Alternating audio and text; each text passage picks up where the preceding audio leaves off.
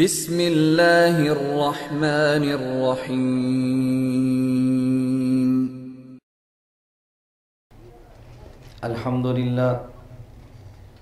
الحمدللہ نحمده ونستعینه ونستغفره ونؤمن به ونتوکل علیہ ونعوذ باللہ من شرور انفسنا ومن سیئات اعمالنا من يهده الله فلا مضل له ومن يضلل فلا هادي له ونشهد أن لا إله إلا الله وحده لا شريك له ونشهد أن سيدنا ومولانا محمدا عبده ورسوله أما بعد فأعوذ بالله من الشيطان الرجيم بسم الله الرحمن الرحيم يوم تبيض وجوه وتسود وجوه وقال الله تبارك وتعالى في مقام آخر فإن آمنوا بمثل ما آمنتم به فقد اهتدوا وقال الله تبارك وتعالى في مقام آخر والسابقون الأولون من المهاجرين والأنصار والذين اتبعوهم بإحسان رضي الله عنهم ورضوا عنه عن علي رضي الله عنه قال النبي صلى الله عليه وسلم من أحيا سنة من سنتي أميتت بعدي فقد أحبني ومن أحبني كان معي وفي رواية كان معي في الجنة عن العرباض بن سارية رضي الله عنه قال النبي صلى الله عليه وسلم فإنه من يعش منكم بعدي فسيرى اختلافا كثيرا فعليكم بسنتي وسنة الخلفاء الراشدين المهديين تمسكوا بها وعزوا عليها بالنواجس وإياكم ومحدثات الأمور فإن كل محدثة بدعة وكل بدعة ضلالة عن عبد الله بن عمرو رضي الله عنه قال النبي صلى الله عليه وسلم إن بني إسرائيل تفرقت على 72 ملة وتفترق أمتي على 73 ملة كلهم في النار إلا ملة واحدة قيل من هي يا رسول الله قال ما أنا عليه وأصحابي اللهم صل على محمد وعلى آل محمد كما صليت على إبراهيم وعلى آل إبراهيم إنك حميد مجيد اللهم بارك على محمد وعلى آل محمد كما باركت على إبراهيم وعلى آل إبراهيم إنك حميد مجيد سب سے پہلے مشیت کے انوار سے نقش روئے محمد بنایا گیا سب سے پہلے مشیت کے انوار سے نقش روئے محمد بنایا گیا پھر اسی نقش سے مانگ کر روشنی بزم کون و مکان کو سجایا گیا وہ محمد بھی احمد بھی محمود بھی وہ حسن مطلق کے شاہد بھی مشہود بھی وہ محمد بھی احمد بھی محمود بھی حسن مطلق کے شاہد بھی مشہود بھی وہ علم و حکمت میں غیر محدود بھی ظاہراً امیوں میں اٹھایا گیا اس کی شفقت ہے بے حد و بے انتہا اس کی رحمت تخیل سے بھی ماورا اس کی شفقت ہے بے حد و بے انتہا اس کی رحمت تخیل سے بھی ماورا اس جہاں میں جو عالم بنایا گیا اس کی رحمت سے اس کو سجایا گیا مجھ کو غم ہو کیا حشر کا اے قاسم میرے مولا ہیں وہ میرے آقا ہیں وہ مجھ کو حشر کا کیا غم ہوا اے قاسم، میرے مولا ہے وہ، میرے آقا ہے وہ، جس کے دامن میں جنت بسائی گئی، جن کے ہاتھوں پہ کوثر لٹایا گیا۔ میرے نہایت واجب الاحترام بزرگوں، مسلک اہل سنت والجماعت سے تعلق رکھنے والے ویور نوجوان دوستوں اور بھائیوں، ہمارے آج کے جلسے کا عنوان آپ حضرات نے اشتہارات کے ذریعے پڑھا ہے کہ جس کا نام ہے عقائد اہل سنت والجماعت کانفرنس۔ میں نے اپنے موضوع کی مناسبت سے قرآن کریم کی 3 مقامات پہ تلاوت کی ہے، اور اسی طرح 3 مقامات سے حدیث مبارک کی بھی تلاوت کی ہے۔ 3 جگہوں پہ قرآن پڑھا ہے اور 3 جگہوں سے احادیث پڑھی ہیں، تاکہ آپ حضرات کے علم میں آئے کہ ہمارا اہل سنت والجماعت کا مسلک قرآن سے بھی ثابت ہے، حدیث سے بھی ثابت ہے۔ اور اسی طرح میں نے اپنے خطبہ کے اختتام پر چند اشعار پڑھے ہیں، اور یہ اشعار ایک عاشق پیغمبر بانی دارالعلوم دیوبند حضرت مولانا محمد قاسم ننوتوی نور اللہ مرقدہ کے ہیں۔ تو میں نے ان اشعار کے ذریعے اپنے مسلک کو بیان کرنے کی کوشش کی ہے، تاکہ آپ کے علم میں ہو کہ ہم قرآن بھی بیان کرتے ہیں، احادیث مبارکہ بھی پڑھتے ہیں، اور اپنے اکابر جو اولیاء ہی نہیں اولیاء کے امام کا درجہ رکھتے ہیں، ہم ان کو بھی مانتے ہیں، اور ہمارے اسلاف اور ہمارے اکابر نے جو نظریہ پیش فرمایا وہ قرآن و سنت کے مطابق ہے، وہ قطعاً قرآن اور سنت کے خلاف نہیں ہے۔ میں انشاءاللہ آپ حضرات کی خدمت میں دلائل کے ساتھ گفتگو پیش کروں گا۔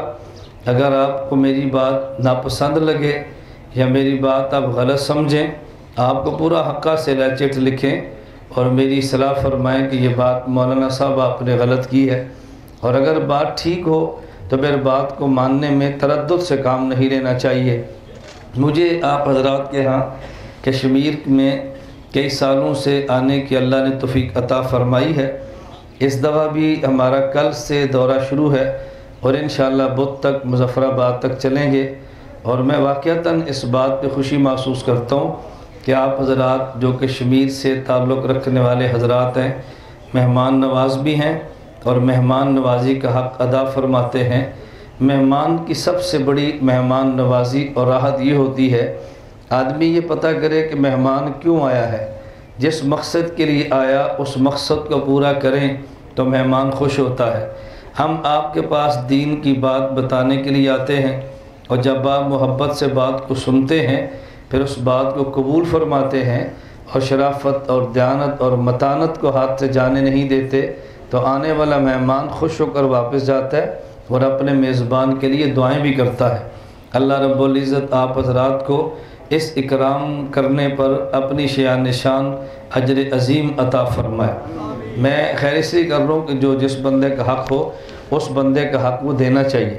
رسول اکرم صلی اللہ علیہ وسلم نے فرمایا، من سنیا الیہ معروف، جب کسی شخص کے اوپر کوئی نیکی کرے اور جس کے اوپر نیکی کی ہے وہ اس شخص کے لیے جو نیکی کرتا ہے جزاک اللہ خیرہ کہے، فقط ابلغ فی الثناء، تو گویا اس بندے نے شکریہ کا حق ادا کیا ہے۔ اس لیے میں آپ کا پورا شکریہ تو ادا نہیں کر سکتا، لیکن جزاک اللہ خیر کہتا ہوں کہ اللہ رب العزت آپ کو اپنی شان نشان اجر عظیم عطا فرمائے۔ ہمیں اللہ گواہ ہے جب بھی کشمیر آنے کا موقع ملا ہے، ہم نے ہمیشہ کشمیر کے احباب کو میزبان پایا ہے، اور بہت اچھا میزبان پایا ہے۔ نہ کبھی کسی نے بدتمیزی کی ہے، نہ کبھی کسی نے بے ادبی کی ہے، اور آپ حضرات کے پاس آنے سے اندازہ ہوتا ہے کہ کس قدر علماء کا احترام کرتے ہیں اور مشائخ کا احترام کرتے ہیں، اور یہ سارا احترام رسول اللہ صلی اللہ علیہ وسلم کی مبارک نسبت کی وجہ سے ہے، اور تو دنیا میں چیز ہی کوئی نہیں ہے سوائے پیغمبر کی نسبت کے۔ تو میں نے خیر 3 مقامات سے قرآن کریم پڑھا ہے، اس پہ تھوڑی سی بات کرتے ہیں، حدیث سے مبارکہ بھی ساتھ آئیں گی، اور میں عقائد آپ کی خدمت میں دلائل سے پیش کروں گا۔ نمبر 1 بات یہ سمجھیں، اہل سنت والجماعت ہمارا نام یہ کہاں سے ثابت ہے؟ نمبر 2، اہل سنت والجماعت کے عقائد یہ کہاں سے ثابت ہے؟ نمبر 3 اہل سنت والجماعت کے مسائل کہاں سے ثابت ہے؟ 3 ہی باتیں ہیں۔ نمبر 1 ہمارا نام، نمبر 2 ہمارے عقائد، اور نمبر 3 ہمارے مسائل۔ عقائد بھی ضروری ہیں، تو عقائد کے ضروری ہونے کا معنی یہ نہیں کہ مسائل ضروری نہیں ہیں۔ اگر کلمہ پڑھنا ہے تو نماز بھی تو پڑھنی ہے، اگر کلمہ پڑھنا ہے روزہ بھی رکھنا ہے، اگر کلمہ پڑھنا ہے فرض ہو زکوٰۃ بھی دینی ہے، اگر کلمہ پڑھنا ہے فرض ہو تو حج بھی ادا کرنا ہے۔ بنی الاسلام علی خمس، اسلام کی بنیاد رسول اللہ صلی اللہ علیہ وسلم فرماتے ہیں 5 چیزوں پر ہے۔ ایک تو لا الہ الا اللہ محمد الرسول اللہ کی گواہی دینا، اور نمبر 2 نماز ادا کرنا، زکوٰۃ ادا کرنا، روزہ رکھنا، اور بیت اللہ کا حج ادا کرنا اگر طاقت ہو۔ تو کلمہ یہ تو ہوا عقیدہ، یہ باقی 4 چیزیں اعمال ہیں۔ تو پہلے اپنا نام، پھر اپنے عقائد، اور پھر اپنے مسائل، تاکہ آپ کو اپنے نظریے، اپنے نام پر اطمینان ہو۔ دنیا میں کئی لوگ ہیں اپنا نام رکھتے ہیں، لیکن ان سے پوچھو کہ تمہارا نام کس نے رکھا ہے، وہ بتا نہیں سکتے کہ میرا نام کس نے رکھا ہے۔ ہمارا ایک تعلق اپنی ماں سے ہے، ایک تعلق اپنے باپ سے ہے، اور ایک تعلق ہمارا سرور عالم خاتم الانبیاء حضرت محمد مصطفیٰ صلی اللہ علیہ وسلم سے ہے۔ والدین سے تعلق، توجہ رکھنا، والدین سے تعلق ہمارا یہ جسم اور خون کا ہے، پیغمبر سے تعلق ہمارا روح اور ایمان کا ہے۔ تو پتہ چلا ایک ہمارا نام جسمانی ہے، ایک ہمارا نام روحانی ہے۔ مجھ سے پوچھو جی آپ کا مولانا صاحب نام کیا ہے، میں کہتا ہوں محمد الیاس۔ یہ ایمانی نام نہیں، یہ جسمانی نام ہے۔ اگر مسلمان ہو اس کا بھی نام ہوتا ہے، اگر کافر ہو اس کا بھی نام ہوتا ہے، اہل سنت ہو اس کا بھی نام ہوتا ہے، اہل بدعت ہو اس کا بھی نام ہوتا ہے۔ تو یہ جو آپ نے پوچھا نام کیا ہے محمد الیاس، یہ میرے ایمان کے تعارف کے لیے نہیں ہے، میری روح کے تعارف کے لیے نہیں ہے۔ الیاس کے نام مسلمان بھی رکھ سکتا ہے، الیاس نام ایک قادیانی بھی رکھ سکتا ہے، الیاس نام سنی بھی رکھ سکتا ہے، ایک شیعہ بھی رکھ سکتا ہے۔ اس سے یہ پتہ نہیں چلتا اس بندے کا مذہب کیا ہے، اس بندے کا عقیدہ کیا ہے۔ اور اگر آپ پوچھتے ہیں جی نام، میں کہتا ہوں محمد الیاس، کہتے ہیں نہیں مولانا صاحب ہم آپ کا یہ نام نہیں پوچھ رہے، ہم کہتے ہیں دنیا میں فرقے کئی ہیں، آپ کون فرقے سے تعلق رکھتے ہیں؟ میں کہتا ہوں سنی، اہل سنت والجماعت۔ تو یہ جو میں نے نام الیاس بتایا یہ میرا جسمانی رشتہ جو میرے باپ نے رکھا ہے، اور جو میں نے اہل سنت والجماعت بتایا یہ ایمانی رشتہ ہے جو میرے پیغمبر نے رکھا ہے۔ تو ہمارا ایک نام ماں باپ نے دیا ہے اور ایک نام ہمارے پیغمبر نے دیا ہے۔ ماں باپ والا نام یہ جسمانی رشتے کی وجہ سے ہے، اور پیغمبر والا نام ایمانی رشتے کی وجہ سے ہے۔ میں اس لیے ایک بات کہتا ہوں، ہماری رسول اللہ صلی اللہ علیہ وسلم ہمارے باپ ہیں، اللہ کے نبی کی بیویاں ہماری مائیں ہیں۔ قرآن نے فرمایا پیغمبر کی بیویاں آپ کی مائیں ہیں، تو نبی کی بیوی ماں تب ہی بنتی ہے نا جب پیغمبر کا درجہ باپ کا ہو۔ اگر رسول کا درجہ باپ کا نہ ہو تو پیغمبر کی بیویوں کو ماں کا درجہ کیسے ملے گا؟ ماں کا درجہ تبھی ہوتا ہے جب خامد کا درجہ باپ کا ہو۔ ہم پیغمبر کی بیوی کو ماں مانتے ہیں اور خود حضور کو اپنا باپ مانتے ہیں۔ اس کی وجہ کیا ہے؟ توجہ رکھنا، میں وہ نقطہ پیش کرنے لگا ہوں کہ شاید آپ نے سنا نہ ہو۔ مجھے ساتھی باہر اور سے ہماری گزارش ہے اندر آ جاؤ، آپ مجھے دیکھو، آپ مجھے دیکھتے رہو۔ میں باہر والے سے کہتا ہوں اندر آ کر بات توجہ سے سمجھو۔ آپ باہر کھڑے رہیں گے نا تو بات سمجھ نہیں آنی۔ ہونا پتہ کیا ہے، جنہوں نے یہاں بیٹھ کے بات سنی انہیں بات سمجھنی ہے، اور جن نے بات سمجھنی نہیں ہے ان نے بعد میں میرے خلاف باتیں کرنی ہیں کہ جی مولوی صاحب آئے تھے تقریر کے وہ جی کرتے سان کے سمجھ ہی نہیں آئی، وقت ضائع کر گئے نے۔ بھئی آپ سنیں گے تو بات سمجھ آئے گی نا، جب سنیں گے نہیں تو سمجھ کیسے آئے گی؟ اللہ بات سمجھنے کی توفیق دے۔ میں نقطہ پیش کرنے لگا تھا اور انشاءاللہ میرے نقطے پر اللہ نے چاہا تو آپ محظوظ ہوں گے۔ میں علمی بات کرتا ہوں، ہماری زبان میں لچر پر نہیں ہے، میں دلیل سے بات کرتا ہوں۔ میں نے کہا ہمارے پیغمبر ہمارے لیے باپ کا درجہ ہے، اس کی وجہ ایک شخص وہ ہے جو کلمہ پڑھتا ہے، اور ایک شخص وہ ہے جس کا کلمہ پڑھتا ہے۔ جو کلمہ پڑھے ایک ایمان اس کا ہے، اور ایک وہ کہ جس کا کلمہ پڑھا ایمان اس کا ہے۔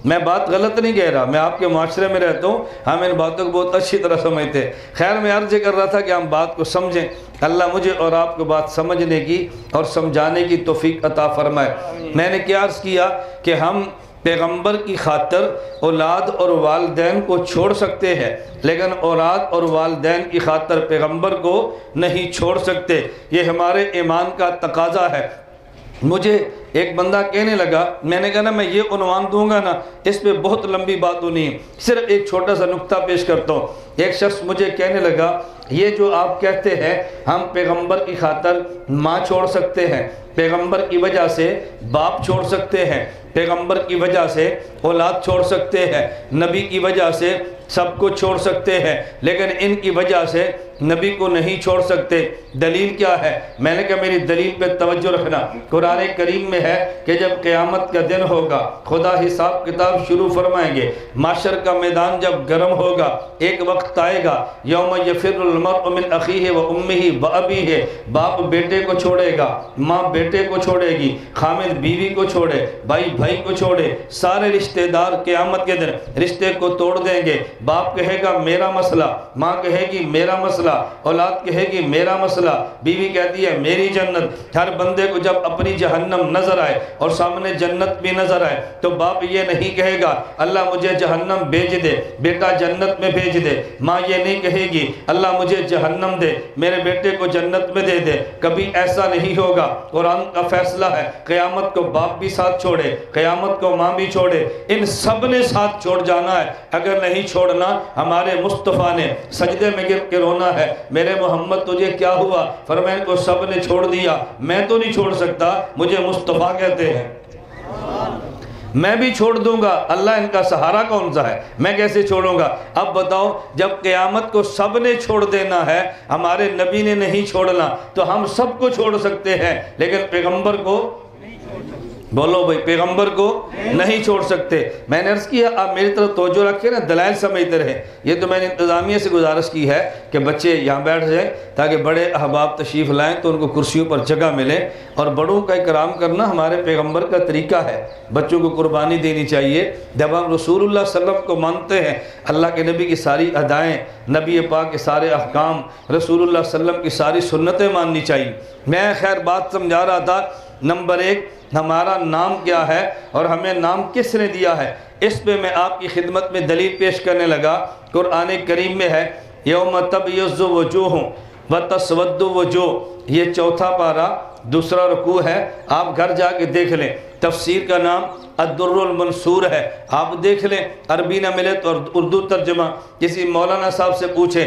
جب یہ قرآن کی آیت اتری ہے، اے اللہ کے نبی صلی اللہ علیہ وسلم، قیامت کا دن ہوگا اور بعض کے چہرے سفید ہوں گے اور بعض کے چہرے سیاہ ہوں گے۔ صحابہ نے پوچھا یا رسول اللہ، جن کے چہرے قیامت کے دن سفید ہوں گے وہ کون ہوں گے؟ فرمایا ہم اہل السنت والجماعہ، ہم اہل السنت والجماعہ۔ حضور جن کے چہرے سیاہ ہیں وہ کون ہوں گے؟ فرمایا ہم اہل البدع والضلالہ۔ پتہ یہ چلا کہ جس کے چہرہ سفید اہل السنت والجماعت ہے اور جس کا چہرہ سیاہ اہل بدعت ہے۔ تو ہمارا نام اہل السنت والجماعت یہ ہم نے نہیں رکھا، ہمارے حضور نے دیا ہے۔ جن کا کلمہ پڑھا نام ان کا لیا ہے۔ ہمیں کبھی تعجب ہوتا ہے کہ لوگ کلمہ تو نبی کا پڑھتے ہیں، نام انگریز سے لیتے ہیں۔ ہم نے کہا نا، جس نبی کا کلمہ پڑھا اسی نبی سے نام لیا، جس نبی سے کا کلمہ پڑھا اسی نبی سے نام لیا۔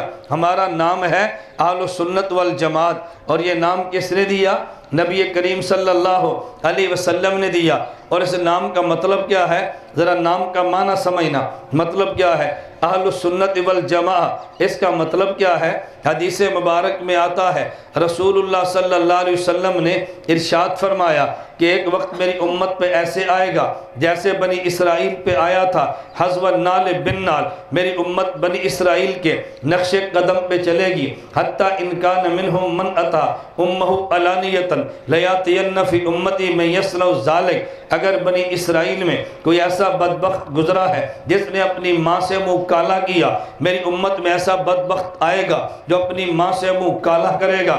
اللہ کے پیغمبر فرمانے لگے وَإِنَّ بَنِي إِسْرَائِيلَ تَفَرَّقَتْ عَلَى سِنَتَيْنِ وَسَبْعِينَ مِلَّةً. بنی اسرائیل میں فرقے 72 ہو گئے تھے. وَتَفْتَرِقُ أُمَّتِي عَلَى ثَلَاثٍ وَسَبْعِينَ مِلَّةً. میری امت میں 73 فرقے بنیں گے. كُلُّهُمْ فِي النَّارِ إِلَّا مِلَّةً وَاحِدَةً. وہ سارے جہنم میں جائیں گے، ان میں ایک جنت میں جانے والا ہوگا. پوچھا من ہی یا رسول اللہ، اللہ کے نبی وہ جنت میں جانے والا کون سا فرقہ ہوگا؟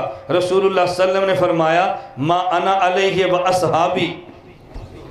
ما انا علیہ و صحابی. جو ترجمہ میں کروں گا نا وہ ترجمہ سمجھنا. آپ کو ترجمہ خطیب بتائے گا، اس پر اعتراض آئے گا، پھر آپ کو جواب دینا پڑے گا. ترجمہ وکیل بتائے گا، اس پر سوال نہیں ہوگا، کیونکہ وکیل وہ پوائنٹ دیتا ہے، اس کو پتہ ہے کہ اس پر اعتراض ہونا ہے، تو بات ایسی کرو کہ اعتراض کے دروازے بند کر دو. وکیل نے کیس لڑنا ہوتا ہے نا، اس کو پتہ ہوتا ہے کہ میں نے کون سی بات کیسے کہنی ہے. ما انا علی و صحابی. بات توجہ سمجھنا. اس کا ترجمہ کیا کریں گے؟ سارے فرقے جہنم میں جائیں گے، ایک جنت میں جائے گا. پوچھا یا رسول اللہ صلی اللہ علیہ وسلم وہ جنت میں جانے والا کون سا فرقہ ہوگا؟ فرمایا ما انا علیہ و اصحابی. اس کا معنی یہ ہے، ذرا ترجمہ سمجھنا، اس کا مطلب ما انا علیہ جو دین مجھ سے لے، و صحابی اور دین کی سمجھ میرے صحابہ سے لے. حدیث میری ہو، معنی میرے صحابی کا ہو، سنت میری ہو، سمجھے میرے صحابی سے. سمجھ آگئی؟ ما انا علی و صحابی کا معنی کیا ہے کہ سنت حضور کی ہو، سمجھائے صحابی، حدیث نبی کی ہو، معنی دے صحابی. میں 2 لفظ بولنے لگا ہوں، آپ اس کو ذرا مائنڈ نہ کرنا. ایک لفظ صحابی ہے، ایک لفظ وہابی ہے. توجہ، ایک لفظ صحابی ہے اور ایک لفظ وہابی ہے. بعض لوگ کہتے ہیں وہ جی وہابی بہت اچھا نام ہے. کیوں؟ اللہ کا نام وہاب ہے، اس کی طرف نسبت ہے. میں نے کہا قادیانی اپنا نام احمدی رکھتے ہیں، تم کہہ دو بڑا اچھا نام ہے، احمد کی طرف نسبت ہے. نہ صرف جھوٹی نسبتوں سے کام چلتا نہیں ہے. بات ذرا سمجھنا. مجھے ایک شخص کہنے لگا کہ مولانا ہمارے علاقے میں کچھ وہابی بھی ہیں، وہ ہم سے بہت اختلاف کرتے ہیں. میں نے کہا وہ کیا کہتے ہیں؟ وہ کہتے ہیں کہ جب تم نماز پڑھو امام کے پیچھے فاتحہ پڑھنا، جب تم نماز پڑھو تو رفع یدین بھی کرنا، جب تم نماز پڑھو آمین اونچی آواز سے کہنا. ہم تو ایسا نہیں کرتے. وہ کہتا ہے نماز پڑھو تو ننگے سر پڑھنا، ہم تو نماز میں ٹوپی یا کپڑا یا پگڑی باندھ کے ہم نماز پڑھتے ہیں. میں نے کہا وہ کہتے کیا ہیں؟ کہتے ہیں جی وہ کہتے ہیں تم ٹھیک نہیں ہو سنی، ہم ٹھیک ہے. میں نے کہا وجہ؟ وہ سمجھاتے کہتے ہیں، وہ کہتے ہیں جی اگر تم ادھر جاؤ گے نا امام ابو حنیفہ امام ملے گا، ہمارے پاس آؤ گے تمہیں نبی ملیں گے، ادھر جاؤ گے تمہیں فقہ ملے گی، ادھر آؤ گے تمہیں حدیث ملے گی. تو بات تو بڑی وزنی ہے. میں نے کہا وزنی نہیں ہے، بات بڑی جھوٹی ہے. مجھے کہتے ہیں کیا مطلب؟ آپ کیا کہتے ہیں؟ میں کہتا ہوں ادھر بھی نبی، ادھر بھی نبی، ادھر بھی حدیث، ادھر بھی حدیث. کوئی جی اختلاف کیا ہے؟ میں نے کہا اختلاف ذرا سمجھنا. ہم اہل سنت والجماعت کہتے ہیں کہ اللہ کے نبی کی حدیث نبی کے صحابی سے ملے گی، اور وہ بھی کہتے ہیں نبی کی حدیث نبی کے صحابی سے ملے گی. جھگڑا یہاں سے شروع ہوتا ہے. ہم کہتے ہیں جو صحابی نبی کی حدیث کے لفظ دیتا ہے وہی صحابی نبی کی حدیث کے لفظ کا معنی بھی دے گا. لفظ بھی صحابی سے، معنی بھی صحابی سے. وہ کہتے ہیں نہیں، لفظ صحابی سے معنی وہابی سے. میں کہتا ہوں لفظ صحابی سے معنی صحابی سے لو تو مسلک میرا بنتا ہے، لفظ صحابی سے لو معنی وہابی سے لو تو مسلک اس کا بنتا ہے. لفظ کس سے لیں گے؟ بولو. معنی کس سے لیں گے؟ میں ایک مثال دے دیتا ہوں تاکہ آپ کو بات سمجھ آ جائے. ہم کہتے ہیں کہ امام کے پیچھے فاتحہ نہ پڑھو، وہ کہتے ہیں نہیں امام کے پیچھے فاتحہ پڑھو. وہ آپ کو حدیث پیش کریں گے. جی صحیح بخاری شریف میں حدیث ہے، رسول اللہ صلی اللہ علیہ وسلم نے فرمایا لا صلاۃ لمن لم یقرأ بفاتحۃ الکتاب. جو بندہ فاتحہ نہ پڑھے اس کی نماز نہیں ہوتی. دیکھو بخاری میں ہے، تم امام کے پیچھے فاتحہ نہیں پڑھتے، تمہاری نہیں ہوتی. آپ نے کہنا ہے ہم اس حدیث کے الفاظ کو مانتے ہیں، ہمیں کوئی اعتراض نہیں ہے، حدیث کی سند پر اعتراض نہیں ہے، حدیث بالکل بجا اور ٹھیک ہے، لیکن جناب نے معنی کیا کیا ہے؟ اس نے کہا جی معنی جو بھی فاتحہ نہ پڑھے، خواہ وہ امام ہو اس کی بھی نہیں، خواہ اکیلا ہو اس کی بھی نہیں، خواہ مقتدی ہو اس کی بھی نہیں۔ تو یہ جو حدیث کا ترجمہ ہے یہ اللہ کے نبی نے کیا ہے؟ کہا جی نہیں۔ یہ جو حدیث کا معنی ہے کسی صحابی نے کیا ہے؟ کہتا ہے جی نہیں۔ اس نے کہا ترجمہ پھر کس نے کیا؟ کیا عربی ہے؟ ہمیں نہیں آتی، ہم نہیں کر سکتے۔ ہم نے کہا تمہیں آتی ہے تو صحابہ کو عربی نہیں آتی تھی، وہ ترجمہ نہیں کر سکتے تھے، تمہیں ان سے زیادہ آتی ہے۔ کہتا ہے جی آپ کہنا کیا چاہتے ہیں؟ میں کہتا ہوں امام بخاری استاد ہیں، امام ترمذی شاگرد ہیں، یہ حدیث بخاری میں بھی ہے، یہ حدیث ترمذی میں بھی ہے۔ جو بات شاگرد استاد کی سمجھتا ہے وہ دوسرا نہیں سمجھتا۔ رسول اللہ صلی اللہ علیہ وسلم استاد ہیں، حضرت جابر بن عبداللہ رضی اللہ عنہ صحابی نبی کے شاگرد ہیں۔ امام ترمذی فرماتے ہیں کہ یہ جو حدیث ہے لا صلاۃ لمن لم یقرأ بفاتحۃ الکتاب، کہ جو بندہ فاتحہ نہ پڑھے اس کی نماز نہیں ہوتی، یہ حدیث کس کے لیے ہے؟ امام ترمذی فرماتے ہیں حضرت جابر نے فرمایا ان ھذا اذا کان وحدہ، ان ھذا اذا کان، کوئی لفظ ہے تسی بھی یاد رکھ لو، ان ھذا اذا کان، میں ایڈی اوکھی عربی تری پڑھتے تسی یاد نہ کر سکو۔ ان ھذا اذا کان، بتاؤ وحدہ کا معنی کیا ہوتا ہے؟ اکیلا یا مقتدی؟ بتاؤ نا۔ اللہ وحدہ لا شریک ہے، کیا مطلب؟ اللہ اکیلا ہے یا مقتدی ہے؟ وحدہ کا معنی کیا ہے؟ اکیلا۔ حضرت جابر بن عبداللہ فرماتے ہیں یہ جو نبی پاک صلی اللہ علیہ وسلم کی حدیث ہے لا صلاۃ لمن لم یقرأ بفاتحۃ الکتاب، کہ جو بندہ فاتحہ نہ پڑھے اس کی نماز نہیں ہوتی، ان ھذا اذا کان وحدہ، یہ اس بندے کے لیے ہے جو نماز اکیلا پڑھے۔ وہابی کہتا ہے یہ حدیث اس کے لیے ہے جو امام کے پیچھے پڑھے، صحابی کہتا ہے اس کے لیے ہے جو اکیلا پڑھے۔ تجھے مانا وہابی کا مبارک، اہل سنت کو مانا صحابی کا مبارک۔ بات سمجھ آ گئی؟ اہل سنت والجماعت کا معنی کیا ہے؟ کہ اللہ کے نبی کے لفظ صحابہ سے لیتے ہیں تو معنی بھی، بولو نا، تو معنی بھی صحابہ سے لیتے ہیں۔ آپ نے اپنے علماء کو دیکھا ہے، اگر آپ کسی سے بیعت ہیں تو آپ نے اپنے پیر کو دیکھا ہے۔ ہم بیعت اور طریقت کے قائل ہیں۔ کبھی لوگ غلط فہمی پیدا کرتے ہیں کہ جی فلاں طریقت کو نہیں مانتے، چشتی، قادری، سہروردی، نقشبندی، مجھے چاروں سلسلوں میں 3 مشائخ سے خلافت حاصل ہے۔ ایک میرے شیخ کراچی میں ہیں، ان سے خلافت ہے، ایک ہمارے مخدوم پور خانپور فوت ہو گئے ہیں خانے وال، ان سے ہے، ایک مکہ مکرمہ میں ہے، ان سے ہے۔ مجھے 3 پیروں سے خلافت ہے۔ مجھے بتاؤ ایک سے بھی نہ ہو تو اس کو خلافت مانتے ہیں، اور 3 سے ہو تو پھر کیوں نہیں مانتے؟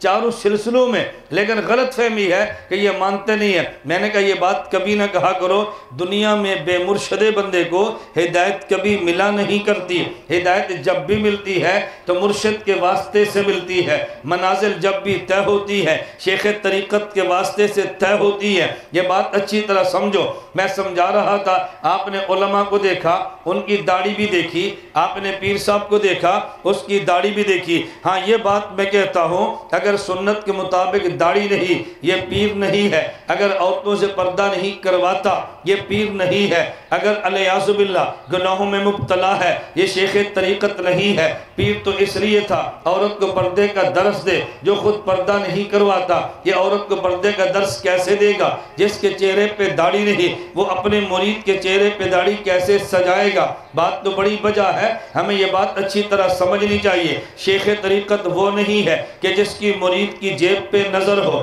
شیخ طریقت وہ ہوتا ہے کہ جس کی نظر مرید کے دل پر ہو۔ میں نے مرید کا دل کیسے ٹھیک کرنا ہے، شیخ وہ نہیں ہے کہ مرید نے میری جیب کیسے ٹھیک کرنی ہے۔ بعض علاقوں میں وکلا اگر اصلی ہے تو میں ٹھگ بھی ملیں گے، دکاندار اصلی ہے ملاوٹ والے بھی ملیں گے، اگر مولوی اصلی ہے تو جعلی بھی ملیں گے، اگر پیر اصلی ہے تو جعلی بھی ملیں گے۔ یہ ملاوٹ تو ہر جگہ پہ چلتی ہے۔ ہمارے نبی اصلی نبی ہے، قادیان میں تمہیں غلام احمد قادیانی جعلی بھی ملے گا۔ اگر جعلی نبی لوگ پیدا کر سکتے ہیں، بتاؤ جعلی مولوی پیدا نہیں ہو سکتے؟ یہ دنیا میں نظام چلتا ہے۔ ایک پیر صاحب تھے اور انہوں نے کوشش کی ڈنڈورا بنا کے کچھ اپنے مرید بنانے کے لیے۔ ایک مرید تھا اور مرید بڑا سمجھدار تھا، اس نے کہا پیر جی مجھے رات خواب آئی ہے۔ انہوں نے کہا کیا؟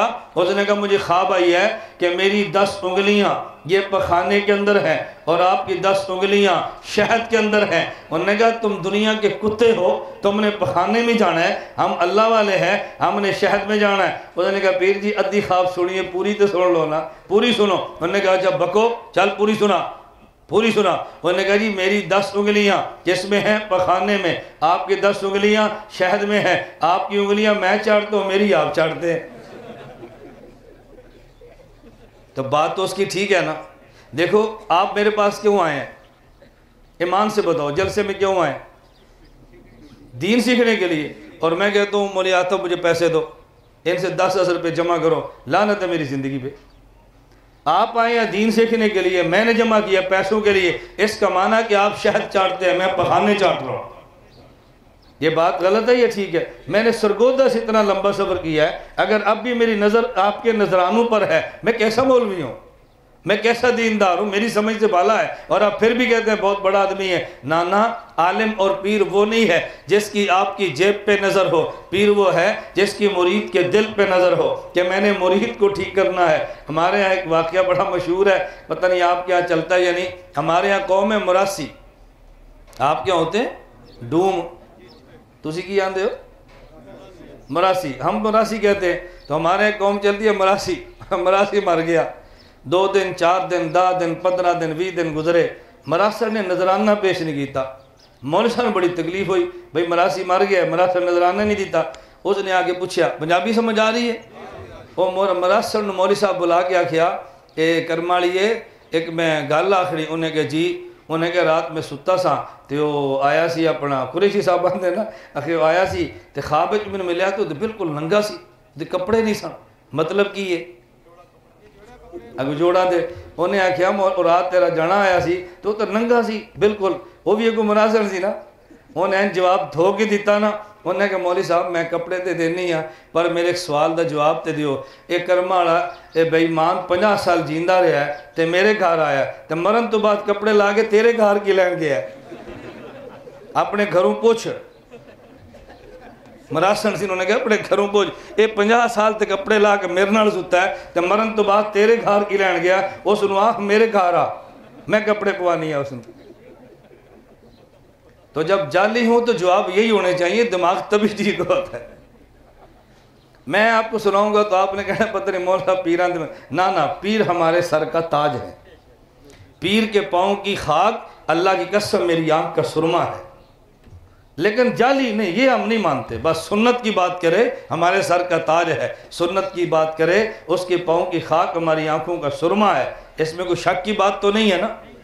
اسی طرح کے بعض لوگ ہوتے ہیں وہ گھومتے ہیں، کدی اس پینڈ کدی اس پینڈ کدی اس پینڈ کدی اس پینڈ، نال اپنے وہ مریدے چمچے رکھے، گرو نے چولے رکھے، بس ڈنڈورا کٹھا، نظرانے کٹھے، گھر جاؤ گڈی فل کیتی ہے لے کے چلے گئے۔ اب بتاؤ یہ کون سی پیر مریدی ہے؟ اس سے بہتر انسان مزدوری کر کے مال کما لے۔ اللہ میں بات سمجھنے کی توفیق دے، بات توجہ سمجھنا۔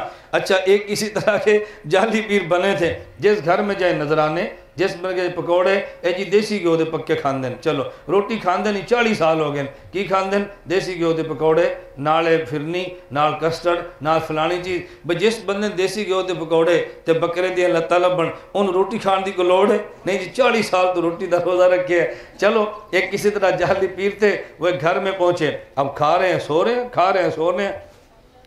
مرید نے کہا جی نمازیں، انہوں نے کہا میں مدینے پڑھتا ہوں، میرا حضور سے تعلق ہے، ان مسجدوں میں میری نماز نہیں ہوتی، اس میں وہابی امام ہے، اس میں بے ایمان ہے، یہ بے مرشد ہیں، ان پیچھے نمازیں نہیں ہوندیاں، میں تے مدینے جا کے حضور پیچھے پڑھنا۔ اندروں زنانی بڑی سیانی تھی، بعض عورتیں بہت سمجھدار ہوتی ہیں، عورت بڑی سمجھدار کھراٹ عورت تھی، اس نے اپنے خامن سے کہا آج میں تیرے پیر صاحب نو چیک کرنی ہاں، روزانہ جو میں دیسی گیو دے پکوڑے تے بکرے دیاں لتاں تے پلاؤ کھوا کھا کے تھک گئی ہاں اور نمازاں پڑھدا نہیں، میں مدینے جا کے پڑھنا، اج میں چیک کرنی ہاں۔ انہوں نے کہا چل تو چیک کر لے، ساڑھے پیر صاحب نے، اسی تے بول نہیں سکتے۔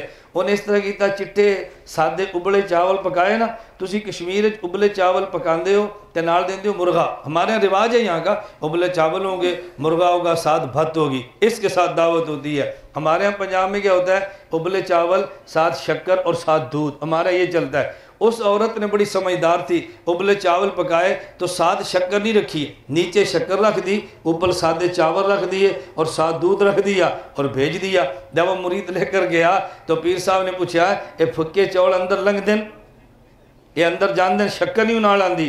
زنانی پیچھو بولی, انہوں نے کہا پیر جی تو اسی مدینے جا کے نمازہ پڑھ سکتے ہو, تھری شکر نہیں ڈھونڈ سکتے.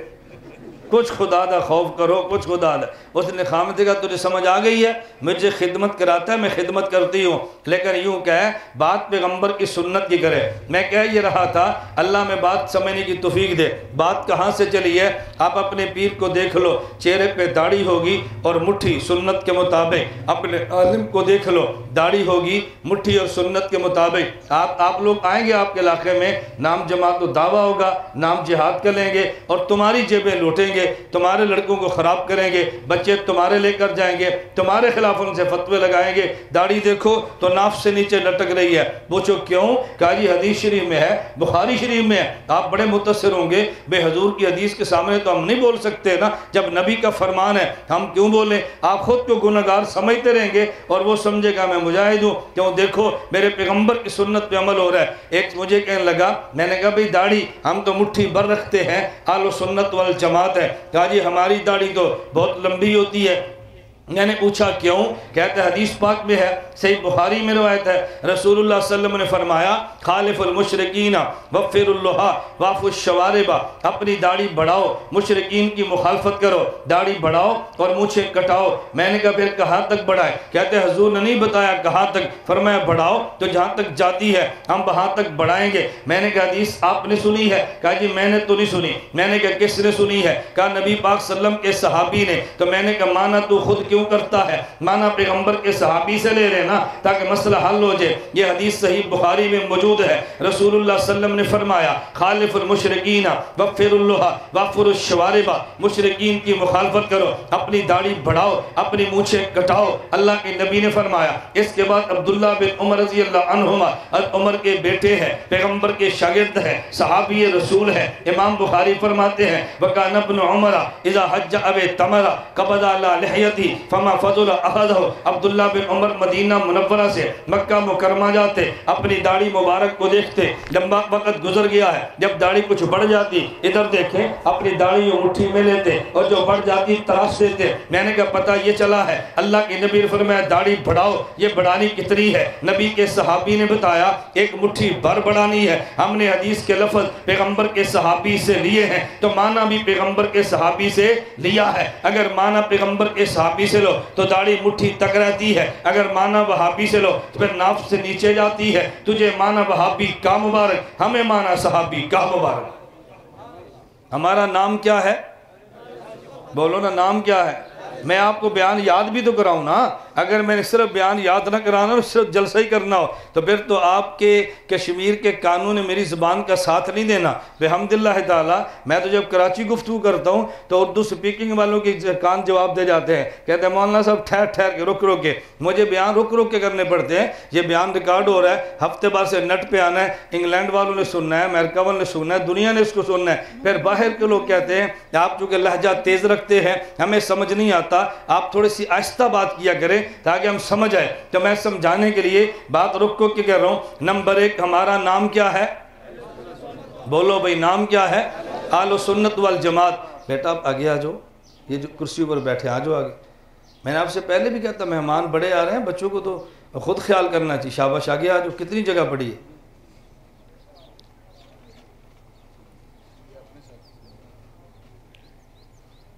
شاباش, چھوٹے بچے آگے آ جاؤ, جگہ جو ہے تو پھر کیا ہے. چلیں جی, ہمارا نام کیا ہے؟ بولو نا, نام کیا ہے؟ میں نے اس پہ دلیل قرآن حدیث سے پیش کیا یا نہیں؟ توجہ رکھنا. ہمارا نام اہل سنت والجماعت, میں نے قرآن پیش کیا, میں نے حدیث سے مبارک پیش کی ہے. اب میں نے اہل سنت والجماعت کا معنی بتایا. معنی کیا ہے؟ حدیث پیغمبر کے صحابی سے لیں گے تو معنی بھی پیغمبر کے, بولو معنی بھی پیغمبر کے صحابی سے رضی اللہ عنہ. تراویح کتنی پڑھتے ہیں؟ 8 یا 20؟ بولو نا کتنی پڑھتے ہیں؟ یہ 20 کون پڑھتے ہیں؟ سنی۔ 8 کون پڑھتے ہیں؟ نا سنی 8 کہاں پڑھتے ہیں؟ انہیں تو سنی تو 20 پڑھتے ہیں، یہ وہابیوں نے 8 نکالنی ہے۔ رمضان میں اگر تمہارے کشمیر کی فضا خراب کریں گے، مناظرے، تقریریں، چندہ بھی دو، جہاد کے لیے لڑکے بھی دو، اپنی مسلوں کا ماحول بھی خراب کرو، مجھے بتاؤ اس سے بڑا کوئی بیوقوف ہو سکتا ہے؟ ہم ان کو فنڈ بھی دیں، لڑکے بھی دیں، اپنی مسلوں کا ماحول خراب بھی کریں، اپنے اوپر فتوے بھی لگائیں، ہمیں مشرک بھی کہتے ہیں، ہم سے چندے بھی لیتے ہیں۔ اللہ بات سمجھنے کی توفیق عطا فرمائے۔ ہمیں پیغمبر کے صحابہ نے اگر تراویح دی ہے تو 20 دی ہے، ہم رسول اللہ صلی اللہ علیہ وسلم کے صحابہ سے تراویح بھی لیتے ہیں، ہم اللہ کے نبی کے صحابہ سے تراویح کی تعداد بھی لیتے ہیں، تراویح کی جماعت بھی لیتے ہیں، تراویح میں پڑھے جانا والا قرآن بھی لیتے ہیں۔ ہمارا نام اہل سنت والجماعت ہے۔ اہل سنت والجماعت کا معنی ہم حدیث کے الفاظ پیغمبر کے صحابی سے، تو معنی بھی پیغمبر کے صحابی سے۔ میں اس کو سمیٹ کے آگے چلتا ہوں، میں نے کچھ بات اور سمجھانی ہے۔ میں نے کہا نمبر 1 ہمارا نام کیا ہے؟ اہل سنت والجماعت۔ نمبر 2 ہم عقائد اور ہم مسنون اعمال بھی مانتے ہیں۔ عقیدہ کون سا لیں گے؟ عمل کون سا لیں گے؟ اس پہ میں پہلے آیت پڑھنے لگا ہوں۔ اللہ رب العزت فرماتے ہیں فَإِنْ آمَنُوا بِمِثْلِ مَا آمَنْتُمْ بِهِ فَقَدِ اهْتَدَوْا۔ عقیدہ تم نے کون سا لینا ہے؟ اللہ قرآن کریم میں فرماتے ہیں فَإِنْ آمَنُوا، عقیدہ ایسا ہونا چاہیے جیسا میرے پیغمبر کے صحابہ کا ہے۔ توجہ رکھنا، عقیدہ ایسا ہونا چاہیے جیسا میرے پیغمبر کے صحابہ کا ہے۔ وَالسَّابِقُونَ الْأَوَّلُونَ من المہاجرین والانصار والذین اتبعوہم، میرے پیغمبر کے صحابہ میں بعض وہ جو مہاجر اور بعض وہ جو انصار ہیں، مکہ سے مدینہ ہے، انہیں مہاجر کہتے ہیں جو مدینہ میں تھے، نبوت کے معاون اور میزبان بنے، انہیں انصار کہتے ہیں۔ اللہ رب العزت نے 2 آیتیں اتاری، ایک عقیدے کے بارے میں ہے اور ایک اعمال کے بارے میں ہے۔ فرمایا والسابقون الاولون من المہاجرین والانصار والذین اتبعوہم بإحسان، مہاجرین میں سے صحابہ، مہاجرین صحابہ بھی اور انصار صحابہ، اور جو آدمی ان کی اتباع اعمال میں کرتا ہے رضی اللہ عنہم ورضوا عنہ، خدا ان سے راضی ہوگا جو عمل ایسا کرے جیسے مہاجر صحابی نے کیا، عمل ایسا کرے جیسے انصاری صحابی نے کیا، عقیدہ ایسا لائے۔ فَإِنْ آمَنُوا بِمِثْلِ مَا آمَنْتُمْ بِهِ فَقَدِ اهْتَدَوْا، عقیدہ بھی وہ جو نبی کے صحابہ نے دیا، عمل بھی وہ جو نبی کے صحابہ نے دیا۔ میں اس لیے بات کہہ رہا تھا ہمارا نام بھی اہل سنت والجماعت ہے۔ سنت کا معنی پیغمبر کی ادا ہے، والجماعت کا معنی صحابہ کی شرح ہے۔ عقیدہ وہ ہوگا جو دیا نبی نے ہے، سمجھایا صحابی نے ہے، عمل وہ ہوگا جو دیا نبی نے ہے اور بتایا صحابی نے ہے۔ بتایا کس نے ہے؟ صحابی۔ ایک جگہ میں نے بیان کیا تو میں کہنے لگا بھئی بات سمجھو، ہم نماز پڑھتے ہیں وہ جو پیغمبر کے صحابہ والی ہے۔ ایک شخص مجھے کہنے لگا آپ یہ بات کیوں کہتے ہیں؟ میں نے کہا کیا بات کہیں؟ کہتا جی آپ یہ کہو ہم نماز پڑھتے ہیں جو نبی والی ہے۔ میں نے کہا چلو ایسے کہہ لیتے ہیں، لیکن مجھے آپ دلیل پیش کر دو، پھر میں دلیل دوں گا۔ مجھے کہتے ہیں دلیل تو بڑی واضح ہے، صحیح بخاری میں روایت ہے، رسول اللہ صلی اللہ علیہ وسلم نے فرمایا صلو کما رأیتمونی اصلی، صلو کما رأیتمونی اصلی۔ میں نے کہا ذرا معنی کرو۔ کہتا جی معنی اللہ کے نبی نے فرمایا نماز ایسے پڑھو جیسے میں پڑھتا ہوں۔ میں نے کہا غلط معنی نہ کرو، صحیح معنی کرو۔ کیا جی کیا؟ میں نے کہا صلو کما رأیتمونی، کما رأیتمونی کیوں چھوڑ دیا ہے؟ پورا معنی بیان کرنا۔ صلو، تم نے کہا جی ترجمہ یہ ہے نماز ایسے پڑھو جیسے میں پڑھتا ہوں۔ میں نے کہا یہ تو صلو کما اصلی، یہ بعد میں رأیتمونی تو نے کیوں چھوڑا ہے؟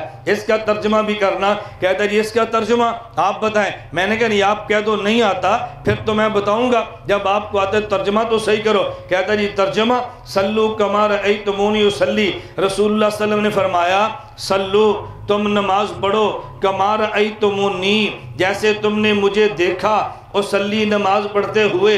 میں نے کہا اب ترجمہ ٹھیک ہوا نا؟ رسول اللہ صلی اللہ علیہ وسلم نے فرمایا تم نماز ایسے پڑھو جیسے مجھے پڑھتے دیکھا۔ میں نے کہا میں نے تو پڑھتے حضور کو نہیں دیکھا، تو نے دیکھا ہے؟ گل سمجھ آئی؟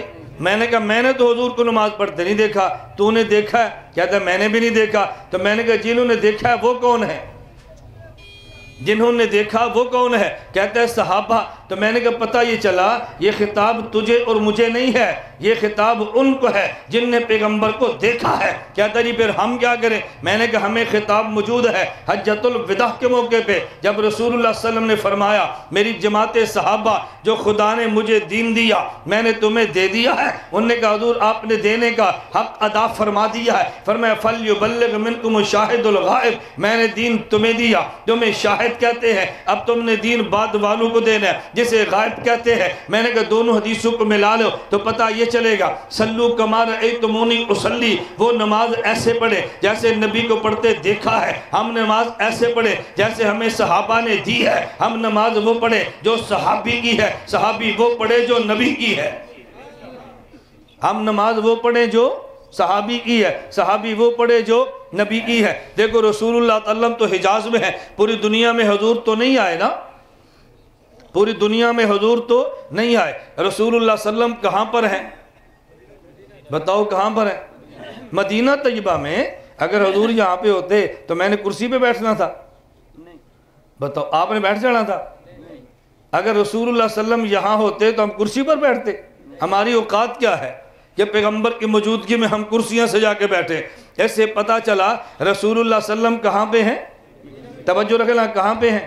مدینہ منورہ میں۔ جب زندہ تھے تو مکہ مکرمہ میں اور مدینہ منورہ میں، اور آج بھی نبی پاک مدینہ منورہ میں ہیں۔ آج بھی حضور پاک صلی اللہ علیہ وسلم مدینہ منورہ میں ہے، قبر مبارک میں ہے، جنت کے ٹکڑے میں ہے، اور جنت سے بڑھ کر جنت میں ہے، اور جیسے اس وقت زندہ تھے آج اس سے بڑھ کے زندہ ہے۔ ہمارا عقیدہ ہے حضور قبر میں بھی ہیں اور زندہ بھی ہیں۔ اگر روزے پہ درود پڑھے خدا سنا دیتے ہیں، اگر یہاں پوٹھا سے پڑھے خدا پہنچا دیتے ہیں۔ روزے پر پڑھے تو خدا بولو نا، اور یہاں سے پڑھے تو پھر کوئی یہاں سے بھی سنا دیتے ہیں نا۔ حضور کی بے ادبی نہ کر، حضور کا ادب کر۔ رسول اللہ صلی اللہ علیہ وسلم کے پاس مدینہ میں کیوں جاتے ہیں؟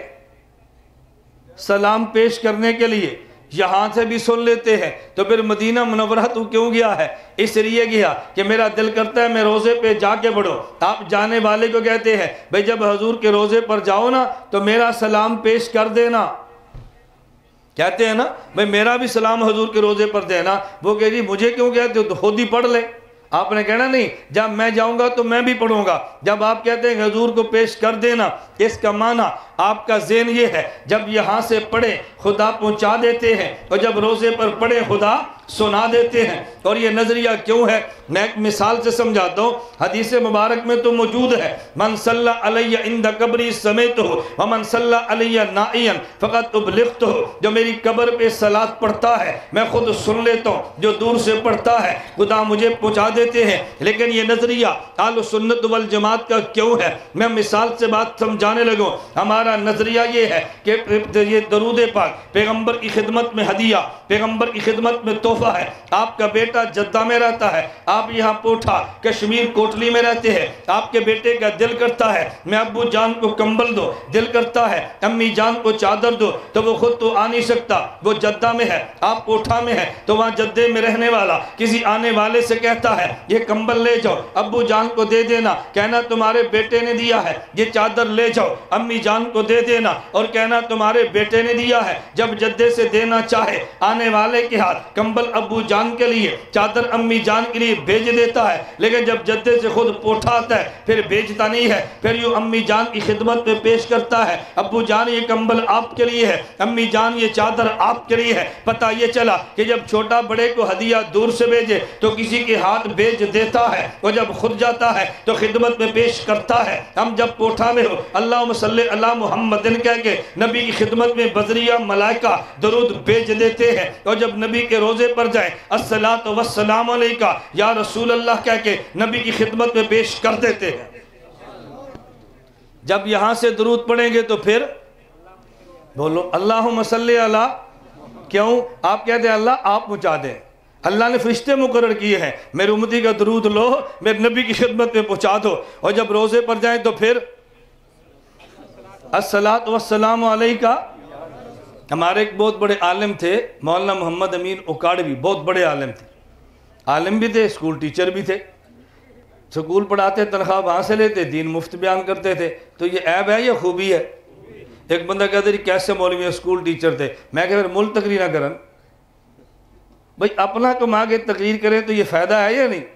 لیکن چونکہ ہمیں عادت پڑی ہے نا، وہ بھی کوئی مولوی ہے جو اپنی جیب سے خرچہ کر کے تقریریں کرے، ہم تو اسے مولوی نہیں سمجھتے، اپنی جیب سے لنگر کھلائے ہم اسے پیر صاحب نہیں سمجھتے۔ میں آپ کو دعوت دیتا ہوں ہماری خانقاہ میں آپ آئیں، ہر انگریزی ماہ کی پہلی جمعرات ہماری خانقاہ میں ذکر بھی ہوتا ہے، بیعت بھی ہوتا ہے، لنگر بھی ہوتا ہے، کبھی آپ سے تقاضا نہیں کریں گے 1 روپیہ لنگر میں شامل کریں، اپنی جیب سے لنگر آپ کی خدمت میں پیش کریں۔ یہ پیر تو انہوں بھی چنگا نہیں لگنا نا، ایسے ہے نہیں، یہ چنگا بھی نہیں لگنا، کیوں؟ یہ کہ ہم سے مانگا بھی نہیں ہے، مانگ لے پھر جی ہم سے مانگتے ہیں۔ میں نے کہا بتاؤ پھر کہاں جائیں؟ بات سمجھ آ رہی ہے؟ اللہ میں بات سمجھنے کی توفیق عطا فرمائے۔ بات میں یہ کہہ رہا تھا، مولانا محمد امین اکاڑوی رحمۃ اللہ علیہ اسکول ٹیچر تھے، پڑھاتے، تنخواہ وہاں سے لیتے، دین مفت بیان کرتے تھے۔ ایک اسکول میں ماسٹر آ گیا، جیسے بعضوں کی عادت ہوتی ہے نا بلا وجہ چھیڑ چھاڑ کرنی، ہیڈ ماسٹر صاحب کو کہنے لگا کہ ہیڈ ماسٹر صاحب یہ جو ہمارے یہاں مولوی آیا نا یہ دیوبندی ہے، یہ وہابی ہے۔ ہیڈ ماسٹر نے بلا لیا، اس نے بلا کے پوچھا مولانا صاحب آپ وہابی ہو، دیوبندی ہو؟ انہوں نے کہا میں دیوبندی، یہ بات تو ٹھیک ہے، یہ جو وہابی کہتا ہے یہ غلط ہے۔ انہوں نے کہا جی کیوں؟ انہوں نے کہا دیوبندی تو سنی ہوتا ہے، اہل سنت والجماعت ہوتا ہے، تو یہ کہتا ہے تم وہابی ہو۔ مولانا فرمایا کہ اس سے پوچھ لو کیوں کہتا ہے، مجھے تو نہیں پتا کیوں کہتا ہے۔ انہوں نے کہا بھائی تو بتا کیوں کہتا ہے؟ اس نے کہا سر جی یہ رسول اللہ صلی اللہ علیہ وسلم پر درود نہیں پڑھتے اس لیے میں ان کو وہابی کہتا ہوں۔ مولانا امین فرمانے لگے اللہم صلی علی محمد وعلی آل محمد۔ ابھی مجھ سے پہلے قادمی صاحب نعت پڑھ رہے تھے اور ہر شعر پہ درود، ہر شعر پہ درود، یہ پڑھ رہے تھے تم ساتھ نہیں دے رہے تھے، تو وہابی تمہیں کہنا چاہیے انہیں کہنا چاہیے؟ جو پڑھ رہا ہے وہ وہابی ہے، جو ساتھ نہیں دے رہا وہ سنی ہے۔ یہ عجیب تقسیم ہے سنی اور وہابی ہونے کی۔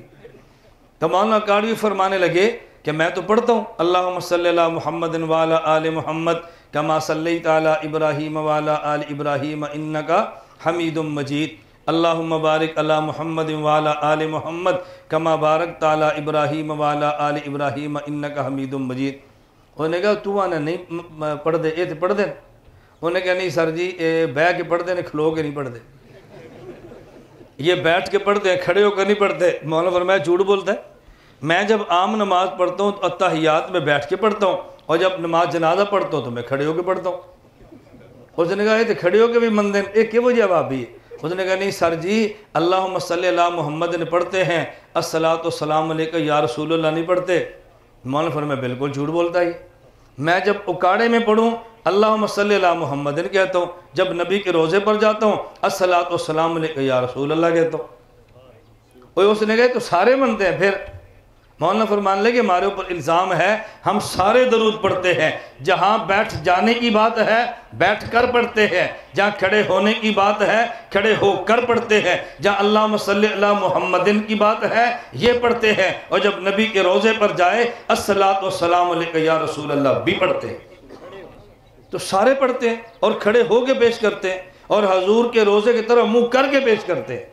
ہم جب وہاں پہ جائیں، مولانا رشید احمد گنگوئی رحمۃ اللہ علیہ لکھا ہے کہ حضور کے روزے پر جائیں، قبلے کی طرف کمر کریں، نبی کے روزے کی طرف منہ کریں، وہاں درود پڑھیں، پھر حضور سے گزارش بھی کریں اللہ کے نبی یہ امتی آپ کے دربار پہ آیا ہے، گناہ گار ہے، خدا سے دعا مانگو اللہ میرے گناہوں کو معاف کر دے۔ نبی دعا مانگیں گے خدا تمہارے گناہوں کو معاف کر دے گا۔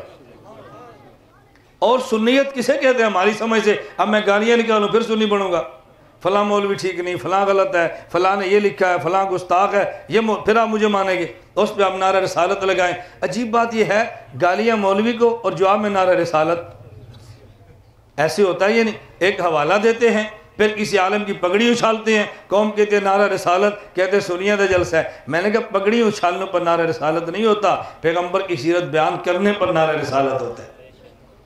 اللہ ہمیں یہ بات سمجھنے کی توفیق عطا فرمائے، اللہ ہمیں اچھی طرح بات سمجھنے کی توفیق عطا فرمائے۔ ہم لگاتے ہیں لگاؤ نعرہ تکبیر، ہم دسو میں وہابی ہوں یا تسی وہابی ہو؟ بولو نعرہ تکبیر، نعرہ رسالت، ہم تو نعرہ لگا رہے ہیں۔ اچھا آپ اس بعض کہتے ہیں یا رسول اللہ، بعض کہتے ہیں محمد رسول اللہ۔ اچھا مجھے بتاؤ جب میں کہتا ہوں نعرہ تکبیر آپ کیا کہتے ہیں؟ اللہ اکبر یا اللہ؟ کیوں؟ تو جب میں کہتا ہوں نعرہ رسالت پھر آپ کہتے ہیں یا رسول اللہ۔ میری بات سمجھ آ رہی ہے؟ نعرہ تکبیر تو جواب میں کیا ہے؟ یا اللہ کہو نا، نہیں کہتے۔ جب کہتے ہیں نعرہ رسالت کہتے ہیں یا رسول اللہ۔ میں نے کہا اپنے بدلہ کیوں ہے؟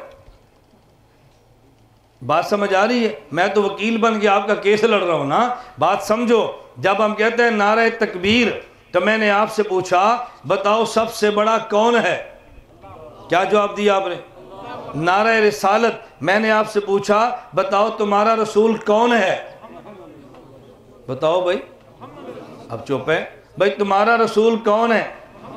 تمہارے رسول کا نام یا ہے یا محمد ہے صلی اللہ علیہ وسلم؟ تو نعرہ سمجھو تو پھر جواب بھی دو نا۔ نعرہ ہے نعرہ تکبیر، سب سے بڑا کون ہے؟ جواب اللہ اکبر ہے۔ نعرہ رسالت تمہارے پیغمبر کون ہے؟ جواب محمد الرسول اللہ ہے۔ ہم ڈنکے کی چوٹ پہ کہتے ہیں محمد رسول اللہ، ہمارے پیغمبر کا نام محمد ہے جو اللہ کے رسول ہے۔ لا الہ الا اللہ، یا رسول اللہ، کلمہ ٹھیک ہے؟ بولو نا، لا الہ الا اللہ کیا پڑھو گے؟ محمد رسول اللہ۔ کیوں؟ اگر آپ نے لا الہ الا اللہ یا رسول اللہ کہا تو پتہ نہیں چلنا کلمہ کس کا پڑھا ہے۔ جب لا الہ الا اللہ محمد رسول اللہ کہا تو پتہ چلنا ہے کلمہ کس کا پڑھا ہے۔ نعرہ رسالت یا رسول اللہ کہا تو پتہ نہیں چلنا یہ امتی کس کے ہے۔ جب نعرہ رسالت کے جواب میں محمد رسول اللہ کہنا ہے تو پتہ چلنا ہے یہ امتی موسیٰ اور عیسیٰ، آدم ابراہیم علیہ السلام کے نہیں ہے بلکہ آخری پیغمبر محمد رسول اللہ کے۔ بات سمجھنی چاہیے، اللہ میں بات سمجھنے کی توفیق دے۔ میں بتا رہا تھا عقیدہ بھی وہ جو نبی کے صحابہ نے دیا اور عمل بھی وہ جو نبی کے صحابہ نے۔ ہم اہل سنت والجماعت والے ہیں، عقیدہ بھی پیغمبر کے صحابہ سے اور عمل بھی پیغمبر کے صحابہ سے۔ فَإِنْ آمَنُوا بِمِثْلِ مَا آمَنْتُمْ بِهِ فَقَدِ اهْتَدَوْا۔ میں ایک مسئلہ سمجھانے لگا، میں آپ بتائیے رہا تھا ہمارے نبی مدینہ منورہ میں ہے، یہاں پہ نہیں ہے۔ ایک شخص کہنے لگا جی میرے پاس دلیل موجود ہے، نبی یہاں پر بھی ہے۔ میں نے کہا دلیل پیش کر دو، مجھے سمجھ آگی، مجھے کوئی ضد نہیں ہے، میرے سارے ماننے والے بھی تیرے پیچھے چل پڑیں گے۔ کیا جی قرآن کریم میں ہے وَمَا أَرْسَلْنَاكَ إِلَّا رَحْمَةً لِلْعَالَمِينَ۔ اللہ اعلان فرماتے ہیں میں نے نبی کو تمام جہانوں کے لیے رحمت بنا کے بھیجا ہے۔ میں نے کہا بالکل بجا ہے۔ کہتا ہے یہ بتاؤ حضور تو اللہ کی رحمت ہے، کوئی جگہ ایسی بھی ہے جہاں پہ خدا کی رحمت نہ ہو؟ میں نے کہا کوئی جگہ ایسی نہیں ہے۔ کہتا ہے پھر مان لو نبی ہر جگہ پر ہے، کیوں؟ اللہ کے نبی خدا کی رحمت ہے، جب رحمت ہر جگہ پہ تو نبی ہر جگہ پہ۔ میں نے کہا اس دلیل کو مان لیا جائے تو پھر میں کہہ دوں گا سورت کو ہر جگہ پہ مانو، تو کہے گا دلیل کیا ہے؟ میں کہتا ہوں قرآن کریم میں ہے هو الذی جعل الشمس ضیاء، خدا وہ ہے جس نے سورج کو روشنی بنایا، روشنی ہر جگہ پہ، سورج ہر جگہ پہ۔ پھر مان لے گا؟ کہتے جی نہیں مانتا۔ میں نے کہا کیوں نہیں مانتا؟ کہتا اس آیت کا مطلب یہ ہے خدا نے سورج کو روشنی بنایا، سورج آسمان پر ہے، روشنی ہر جگہ پر ہے۔ میں نے کہا اس آیت کا معنی یہ ہے میرے نبی مدینہ میں ہے، نبی کی رحمت ہر جگہ پر ہے۔ سورج کہاں پر ہے اور روشنی؟ بولو حضور کہاں پر ہیں اور رحمت؟ سورج اپنی روشنی پہنچانے میں ہر جگہ جانے کا محتاج نہیں ہے، نبی اپنا فیض پہنچانے میں ہر جگہ جانے کے کیسے محتاج ہیں؟ حضور کی بے ادبی نہ کر۔ اگر سورج آسمان پہ رہ کے پوری زمین کو روشن کر سکتا ہے، میرے پیغمبر مدینہ پہ رہ کے پوری کائنات کو منور فرما سکتے ہیں۔ بات سمجھ آگئی؟ حضور کا مقام تو سمجھو نا، نبی کریم صلی اللہ علیہ وسلم ہر جگہ پہ کیوں جائیں؟ میں بتا یہ رہا تھا حضور پوری زمین کے نبی ہے، لیکن پوری زمین پر گئے ہیں؟ نانا حضور نہیں گئے، حضور تو مدینہ میں رہے ہیں۔ پھر گیا کون ہے؟ صحابی، کوئی ایران گئے ہے، کوئی کشمیر پہنچے ہیں، کوئی افغانستان پہنچے ہیں، کوئی شام پہنچے ہیں، کوئی افریقہ پہنچے ہیں۔ نبی کے صحابہ دنیا میں چلے گئے ہیں۔ میں بات سمجھا رہا تھا، میں نے پوچھا نماز کیسی؟ کہتے ہیں نبی والی۔ اس نے پوچھا نماز کیسی؟ میں نے کہا صحابہ والی۔ کہتے ہیں جی میری دلیل یہ ہے نبی نے فرمایا نماز یوں پڑھو جیسے صحابہ کو پڑھتے دیکھا ہے۔ میں نے کہا حضور تو صحابہ کو ہم نے نہیں دیکھا، نبی کو ہم نے نہیں دیکھا، وہ تو صحابہ نے دیکھا ہے۔ پتہ یہ چلا نبی مدینہ میں ہے، صحابی نے نماز پڑھتے نبی کو مدینہ میں دیکھا تو نماز نبی والی ہے۔ پھر جب صحابی ایران پہنچا ہے، صحابی افغانستان پہنچا ہے، صحابی جب الجزائر پہنچا ہے، اب لوگ نبی کو نہیں نبی کے صحابی کو دیکھیں گے۔ یہی وجہ جب صحابی دنیا میں گیا ہے تو یہ نہیں کہتا کونو مثل نبینا، کہتے کونو مثلنا، اے لوگو ہم نبی جیسے ہیں تم ہم جیسے بنو۔ ہم نے نبی کی طرح عمل کیے ہیں، تم نے ہماری طرح عمل کرنے ہیں۔ میں بتا یہ رہا تھا ہم اہل سنت والجماعت ہیں۔ اہل سنت والجماعت کا معنی سنت نبی کی ہے، لینی صحابہ سے ہے، عقیدہ نبی کا ہے، سمجھانا صحابہ نے ہے، عمل پیغمبر کا ہے، بتانا صحابہ نے ہے۔ بتانا کس نے ہے؟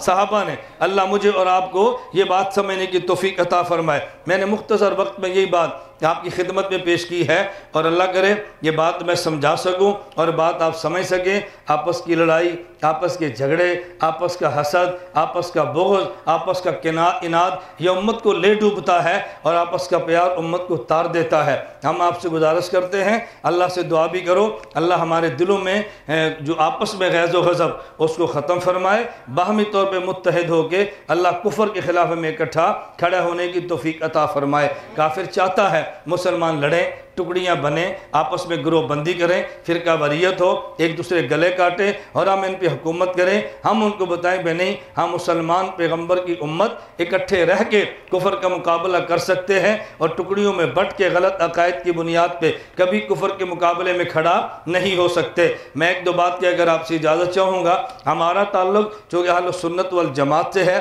ہم حنفی ہیں، امام اعظم ابو حنیفہ کے مقلد ہیں، علماء دیوبند سے ہمارا تعلق ہے۔ عام لوگ یہ سمجھتے ہیں کہ شاید علماء دیوبند یہ پیغمبر کے عاشق نہیں تھے، اللہ ہمیں بات سمجھنے کی توفیق دے۔ میں نے آپ کے سامنے جو شعر پڑھے ہیں مولانا قاسم ننوتوی رحمۃ اللہ علیہ، یہ دارالعلوم دیوبند کے بانی ہیں، بانی دارالعلوم دیوبند ہیں، قاسم العلوم والخیرات ہیں، اور کیسے اس کے پیغمبر میں ڈوب کے اشعار پڑھے ہیں۔ یہی مولانا قاسم ننوتوی جب حج کے لیے مکہ گئے اور پھر مدینہ منورہ پیغمبر کی قبر پہ حاضری کے لیے گئے ہیں، تو جب دور سے رسول اللہ صلی اللہ علیہ وسلم کی مسجد کا مینار دیکھا ہے، سواری اترے اور جوتیاں اتار لی، حضرت رحمت اللہ علیہ سواری سے اترے اور جوتیاں اتار لی، جب کنکروں کی وجہ سے پاؤں میں خون نکلنے لگا لیکن جوتی پھر بھی نہیں پہنی۔ کسی نے پوچھا جی کیوں نہیں پہنتے؟ کہتے ہیں مجھے ڈر اس سے لگتا ہے کہ ایسا نہ ہو جس مقام پہ میرے نبی کا پاؤں آیا ہے اس مقام پہ میری جوتی آ جائے، اس خوف کی وجہ سے مجھے ہمت نہیں بڑھتی، میں نبی کے مدینے میں جوتی پہن کے چلو۔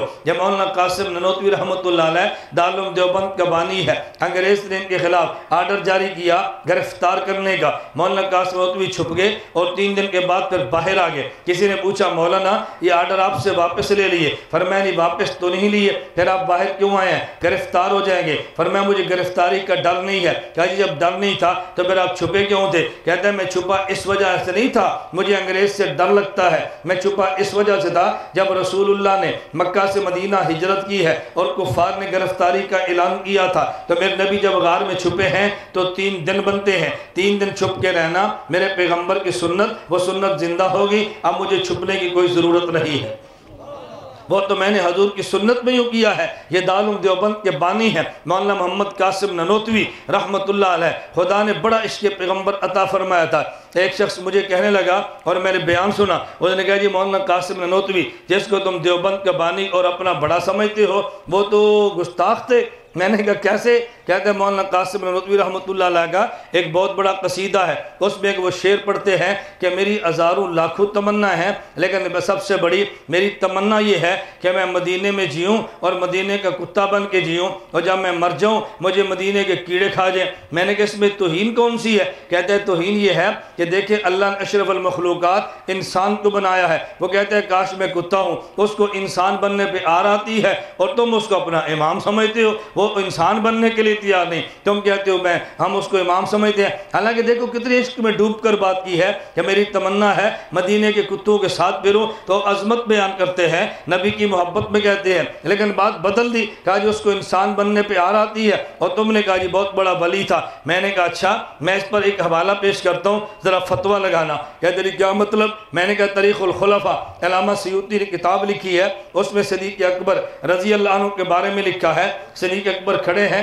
سامنے پرندہ ایک درخت پہ بیٹھا ہے، صدیق اکبر فرمانے لگے تو بالک یا طیرو، اے پرندے تجھے مبارک ہو، انت تاکل من الشجرہ، تو درخت سے کھاتا ہے، وتستظل بالشجرہ، درخت کے سائے میں رہتا ہے، وتصیر الی غیر حساب، اور قیامت کے دن تیرا کوئی حساب نہیں ہوگا۔ اے کاش صدیق بھی تجھ جیسا پرندہ ہوتا، اے کاش ابو بکر بھی تجھ جیسا پرندہ ہوتا تو میں نے کہا ابو بکر صدیق ہمارے ایمان ہیں یا نہیں؟ کہتا جی ہیں۔ میں نے کہا امام ہیں یا نہیں؟ کہتے ہیں۔ میں نے کہا پھر کہنا ان کو انسان بننے پہ آ رہا ہے۔ وہ کہتے ہیں کاش پرندہ ہوتا، لگا فتویٰ۔ کہتا ہے یہاں تو نہیں لگا سکتا۔ میں نے کہا کیوں؟ کہتا ہے وہ خدا سے ڈر کے کہتے تھے اے کاش پرندہ ہوتا۔ میں نے کہا مولانا نانوتوی حضور کی محبت میں ڈوب کے کہتے تھے کاش مدینے کا کتا ہوتا۔ پھر یہ نہیں کہا میں مدینے کا کتا ہوتا، فرمایا کاش مدینے کے کتوں کے ساتھ پھرتا۔ یعنی وہ سمجھتے ہیں انہوں نے تو حضور کے شہر کے کتے کو بھی مقام دیا ہے۔ کہتا جی کتے کو مقام ملتا ہے؟ میں نے کہا جی ملتا ہے۔ کہتا جی وہ کیسے؟ میں نے کہا اصحاب کہف کے ساتھ کتا چلا ہے، قرآن نے اس کا بیان کیا، خدا نے مقام دیا۔ اصحاب کہف میں چلنے والے کتے کو مقام مل جاتا ہے، میرے پیغمبر کے مدینے میں رہنے والے کو نہیں ملتا۔ فرق کیا ہے؟ کتوں کا مقابلہ انسان سے نہیں ہے، کتے کا مقابلہ کتے سے ہوتا ہے۔ نہیں سمجھے؟ کتے کا مقابلہ کیسے ہوتا ہے؟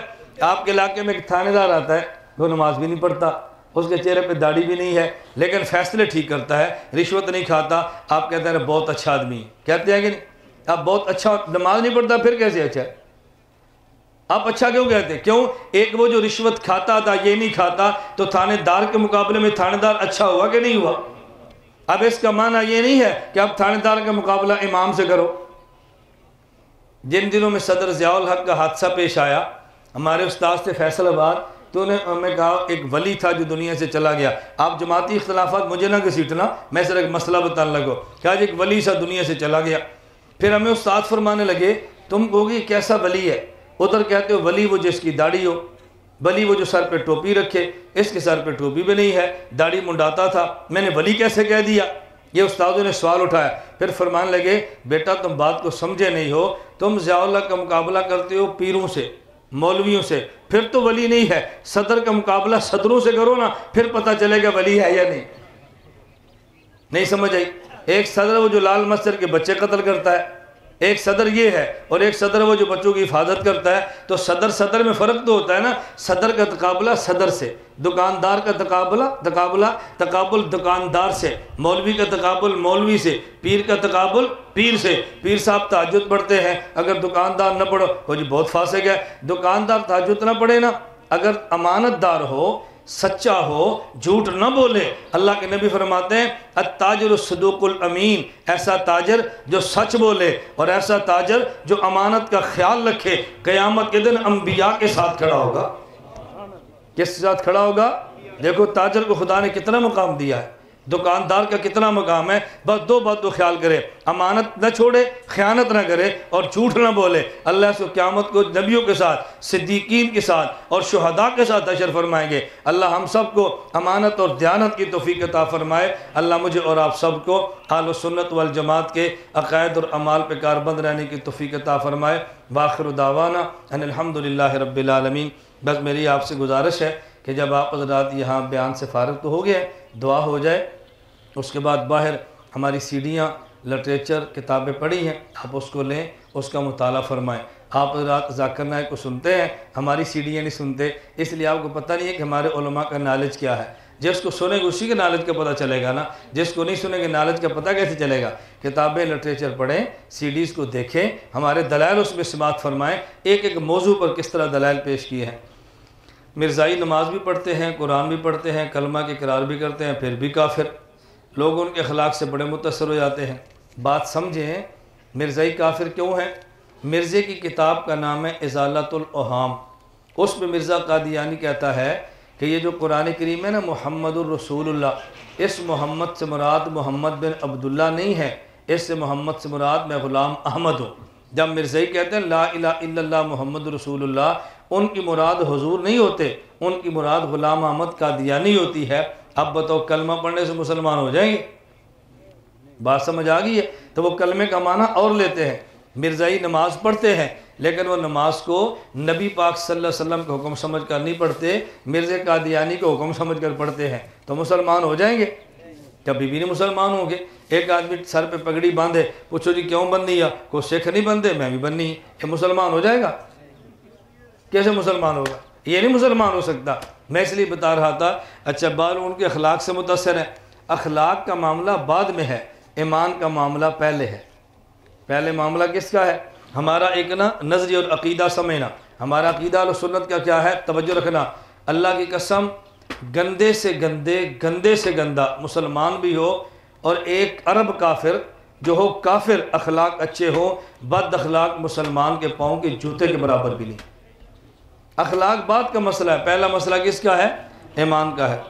دیوبندی کہتے ہیں کہ نبی صلی اللہ علیہ وسلم کا خیال آنے سے نماز ٹوٹ جاتی ہے، لعنت اللہ علی الکاذبین۔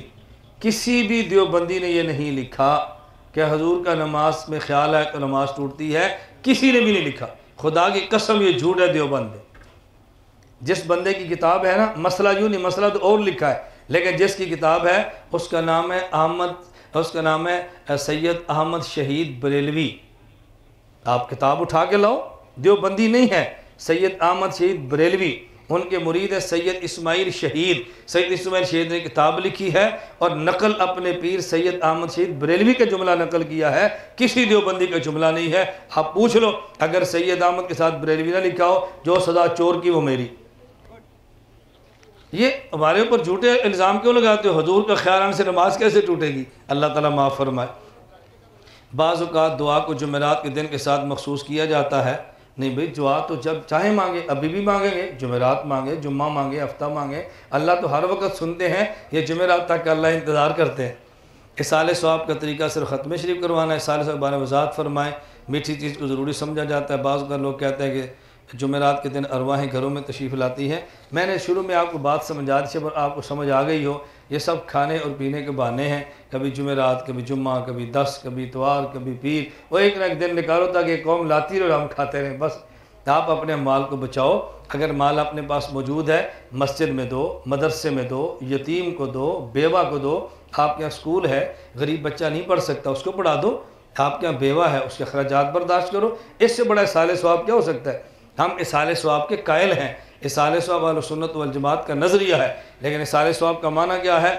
پڑھیں اور بخش دیں، بس کریں اور بخش دیں۔ جو بیٹے کو اپنے باپ سے پیار ہے نا، وہ دوسرے بندے کو نہیں ہو سکتا۔ میرا والد بھی فوت ہوا ہے، میری ماں بھی فوت ہوئی ہے، میرا بڑا بھائی بھی فوت ہوا ہے، میرا چھوٹا بیٹا بھی فوت ہوا ہے، میری بیٹی بھی فوت ہوئی ہے، تو میں سمجھتا ہوں کہ اولاد کے مرنے پر جو غم باپ کو ہے دوسروں کو نہیں ہے، اور باپ کے مرنے پر جو غم اولاد کا ہے وہ دوسروں کو نہیں ہے۔ ہم دونوں غموں سے گزرے ہیں، اس لیے جو آپ پڑھیں گے نا اس درد کے ساتھ، یہ حضرت صاحب نہیں پڑھ سکتے، چاہ پک گئی ہے، 15 سپارے ہو گئے، چلو جی کھانا پک گیا ہے، قرآن پورا ہو گیا، چلو اصالِ ثواب کر لو۔ اللہ کے بندو خود پڑھو اور بخشو، تمہیں کو منع کرتا ہے۔ حضرت ولی کی کرامت کے بارے میں وضاحت فرمائیں، کرامت کیا چیز ہے؟ حضرت مریم اللہ کی ولیہ ہیں، نبی نہیں ہیں۔ حضرت مریم عیسیٰ علیہ السلام کی والدہ، وہ بیت المقدس کے کمرے میں ہیں، چھوٹی تھی۔ حضرت زکریا علیہ السلام چلے جاتے، واپس آتے، مریم کو کھانا پیش کرتے، دروازہ کھولا، آگے پھل موجود ہے۔ مریم علیہ السلام سے زکریا نے پوچھا، یا مریم انا لک ھذا، اے مریم یہ کہاں سے پھل آئے؟ انہوں نے کہا من عند اللہ، یہ اللہ پاک نے دیے ہیں۔ بات سمجھنا، زکریا علیہ السلام بوڑھے تھے، اولاد تھی نہیں تھی، اللہ کے نبی سجدے میں گر گئے، اے اللہ اس مریم کو بغیر موسم کے آپ پھل دے سکتے ہیں؟ موسم تو میرا بھی گزر گیا ہے، مجھے بھی میوہ دے دے۔ اچھا عیسائیوں کو دیکھو تو مریم کے سامنے ہاتھ باندھ کے کھڑے ہیں، بغیر موسم کے پھل کھا سکتی ہے تو ہمیں بھی دے دے۔ فرق کیا ہے؟ زکریا علیہ السلام نے مریم کی کرامت کو دیکھا تو مریم کے خدا سے مانگا، عیسائیوں نے مریم کی کرامت کو دیکھا تو مریم سے مانگا۔ ولی کی کرامت تو مانتے ہیں، لیکن ولی کی کرامت کو دیکھ کے ولی سے کہ خدا سے مانگے یہ اسلام ہے، ولی کی کرامت دے کر خود ولی سے مانگے یہ عیسائیت ہے۔ زکریا علیہ السلام نے کرامت دیکھی نا تو مانگا کس سے؟ مریم سے، مجھے بھی پھل دے نہ، اللہ سے مانگا۔ اور عیسائیوں نے کس سے مانگا؟ مریم سے، ہمیں بھی دو۔ مریم ولی کی کرامت مانگتے ہیں لیکن مانگتے کس سے ہیں؟ میرا سوال ہے کہ اپنا کوئی جانشیر، کیا آپ صلی اللہ علیہ وسلم نے اپنا کوئی جانشیر مقرر نہیں کیا؟ شیعہ حضرات کہتے ہیں نہیں، کیوں جھوٹ بولتے ہیں، مقرر کیوں نہیں کیا؟ اشارے دیے ہیں۔ رسول اللہ صلی اللہ علیہ وسلم آخری عمر میں بیمار ہیں، فرمایا مرو ابا بکر فلیصلی بالناس، جاؤ ابو بکر سے کہو میرے مصلی پہ کھڑے ہو کے نماز پڑھے۔ نبی کا اصل وراثت تو مصلی ہوتا ہے نا۔ آپ کیا کہتے ہیں؟ علماء انبیاء کے وارث ہیں، کہتے ہیں نا۔ اس کا کیا مطلب کہ مولوی صاحب دکاندار کریں نبی کے وارث ہیں، یہ معنی ہوتا ہے؟ کہتا نہیں جی نماز تساں پڑھاؤ، تساں نبی دے وارث ہو۔ تو حضور نے فرمایا صدیق میرے مصلی پر جائے تو وارث تو مقرر کر دیا ہے نا۔ اس لیے جب بحث ہوئی یہ خلیفہ کسے بنائے؟ حضرت علی المرتضیٰ نے دلیل پیش کی کہ جس شخص کو نبی نے مصلی دیا ہے ہم اسی شخص کو نبی کا تخت شاہی بھی دیتے ہیں۔ جس کو حضور نے مصلی دے دیا نا ہم اسی کو سیاست میں اپنا امیر مان لیتے ہیں۔ جشن عید میلاد النبی نہ منانے پر اعتراض کیا جاتا ہے، نبی کے منکر ہیں علیہ باللہ صلی اللہ علیہ وسلم۔ بھئی اعتراض تو ان پر ہونا چاہیے جو عید مناتے ہیں، ان پر اعتراض نہیں ہے جو عید نہیں مناتے۔ بتاؤ عیدیں کتنی ہیں؟ جی 2 یا 3؟ تو جو تیسری کرے اعتراض اس پہ ہے، یا جو تیسری نہ کرے اعتراض اس پہ ہے؟ دن رات میں فرض نمازیں کتنی ہیں؟ تو کوئی 6 پڑھے تو پھر اعتراض اس پر ہے، یا جو چھٹی نہ پڑھے اس پر ہے؟ بتاؤ بھائی، بات سمجھ آ رہی ہے؟ وتر کی رکعتیں کتنی ہیں؟ بولو نا۔ اگر کوئی بندہ 5 پڑھے تو پھر اعتراض اس پر ہے، یا جو 5 نہ پڑھے اعتراض اس پر ہے؟ بھائی اعتراض اس پر ہے جو اس نے عید کا اضافہ کیا ہے، جس نے عید کا اضافہ نہیں کیا اس پر کیا اعتراض ہے؟ رسول اللہ صلی اللہ علیہ وسلم کی آمد پر ہم خوش ہیں، اور اللہ کی قسم کائنات میں سب سے زیادہ خوشی پیغمبر کی دنیا کے آمد پر ہے۔ لیکن عید نہ ہو، عیدیں ہیں ہی 2 تو عیدیں زیادہ ہیں ہی۔ حضرت تقریر کی وضاحت فرما دیں۔ نبی پاک صلی اللہ علیہ وسلم کی بات مجتہد سے پوچھے، اس کا نام ہوتا ہے تقلید۔ قرآن اللہ کا ہے نا، اور پڑھتے کس سے ہیں؟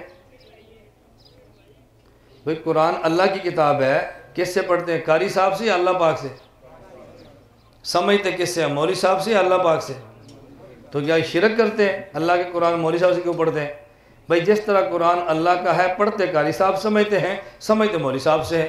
اللہ کے نبی کی حدیث ہے اور سمجھتے امام سے ہے، تو امام سے سمجھنے کا نام شرک تھوڑا ہی ہوتا ہے۔ تقریر کا معنی حدیث امام کی ہے، سمجھتے نبی پاک صلی اللہ علیہ وسلم سے۔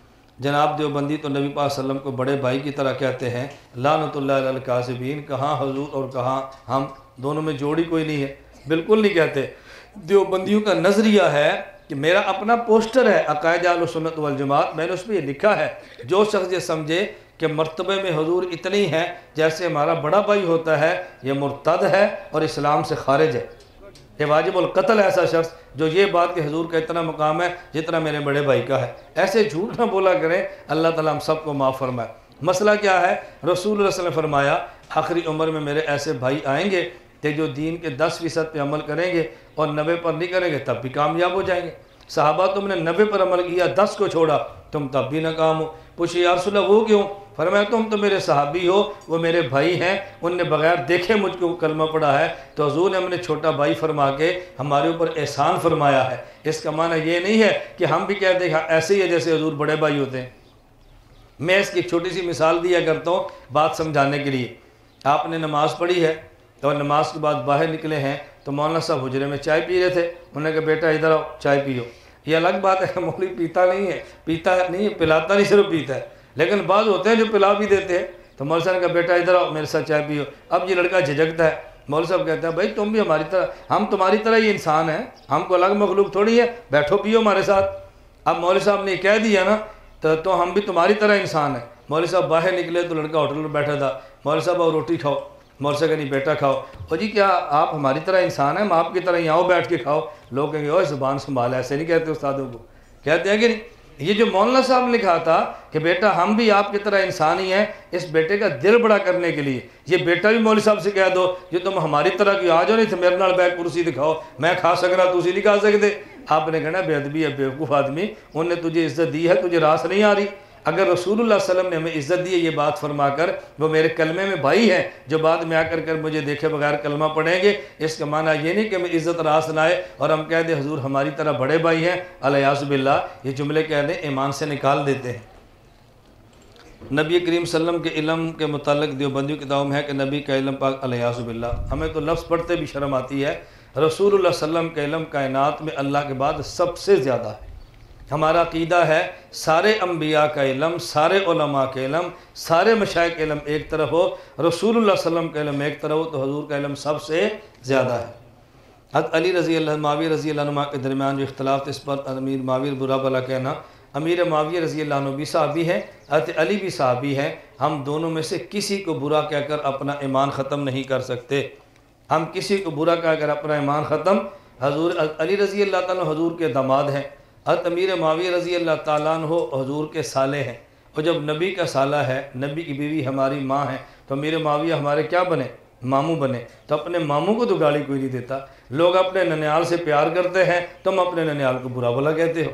अमीर मुआविया रज़ी अल्लाह ताला अन्हु तरीके आपस में इख्तलाफ हो, हम किसी को बुरा नहीं कह सकते। हज़रत मूसा और हारून अलैहिस्सलाम आपस में लड़े हैं, तूतगार हुई है, गर्मा गर्मी हुई है। हज़रत मूसा अलैहिस्सलाम ने हारून को सर और बाली के बालों से पकड़ के खींचा है, सर और दाढ़ी के बाल पकड़ के खींचा। कुरान कहता है यब्ना उम्म ला ताख़ुज़ बिलहियती वला बिरासी। हारून ने कहा मेरी माँ के बेटे मेरे बाल पकड़ के खींचता क्या हो, मेरी बात तो सुनना।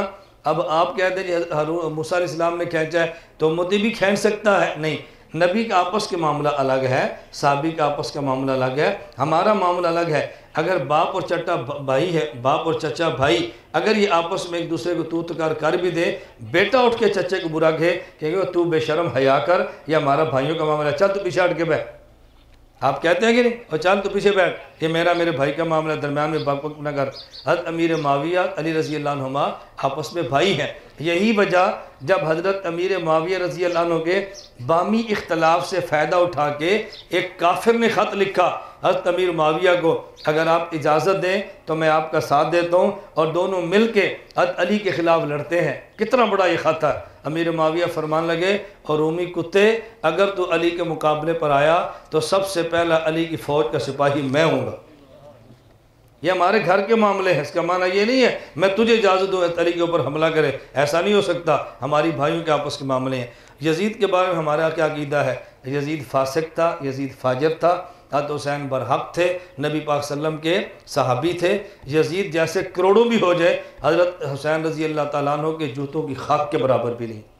हम हुसैनी हैं, यजीदी हैं? बोलो ना, हम कौन हैं? हम हुसैनी हैं, हम यजीदी नहीं हैं।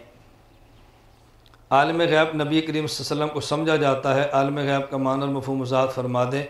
अक्सर कहते हैं शैतान का इल्म, मुझे तो ये चिट्ठे पढ़ते शर्म आती। जब ऐसी बात को बंदा कहता है ना, ज़बान गवारा नहीं करती कि ऐसा जुमला पढ़े भी जो रसूलुल्लाह सल्लल्लाहु अलैहि वसल्लम की शान अक़दस के बिल्कुल ख़िलाफ़ हो। ये चिट्ठा नहीं कि पूरी किताब है। हज़रत रसूलुल्लाह सल्लल्लाहु अलैहि वसल्लम का इल्म कायनात में सबसे ज़्यादा है। इल्म ग़ैब का माना होता है इल्म ज़ाती भी हो, बिला वास्ता इल्म ज़ाती भी हो, और जमी व माकान मायकून पूरी कायनात के इल्म हो। ये इल्म सिर्फ़ अल्लाह की ज़ात के पास है। रसूलुल्लाह के पास इल्म की ख़बरें हैं, ग़ैब की अम्वा हैं, ग़ैब की इत्तला हैं, ग़ैब की अखबार हैं, और वो भी इतनी है जितनी अल्लाह पाक ने दी है। जितनी न दे उतना नहीं मिल सकता, जो दिया है वो सबसे ज़्यादा दिया है। अहले बैत कौन लोग हैं, वज़ाहत फरमाएँ।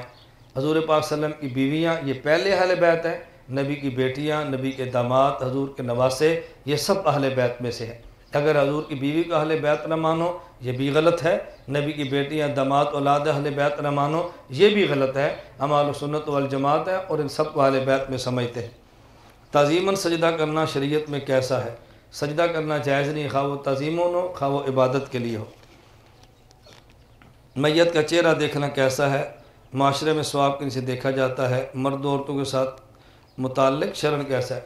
देखो एक बात समझे, हम जो मैयत का चेहरा देखने से बाज़ लोग मना करते हैं, उसकी वजह ये नहीं है कि मैयत का चेहरा देखना गुनाह है, ये वजह नहीं है। मैयत का चेहरा देखना जायज़ है। जो बाज़ उलमा मकरूह फरमाते हैं उसकी वजह कि बस अवक़ात ऐसे होता है कि बीमारी की वजह से आदमी के चेहरे की कैफियत बदल जाती है।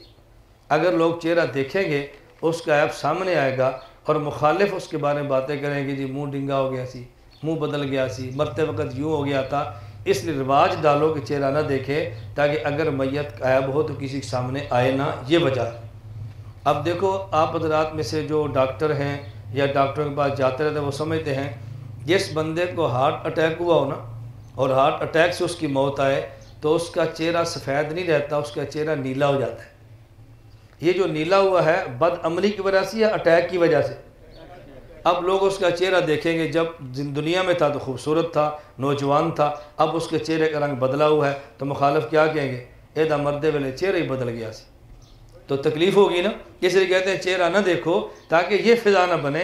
बाकी मैयत का चेहरा देखना गुनाह नहीं है, गुनाह नहीं है। और दूसरी बात औरत और मर्दों का, वो बात तो बिल्कुल बजा है। औरत अगर नामहरम है तब भी चेहरा ना देखो, और अगर मर्द नामहरम है उसका औरतें भी चेहरा ना देखे। औरतों का मसला तो बिल्कुल ही अलग है ना, वैसे मैयत के चेहरे का मसला अलग है।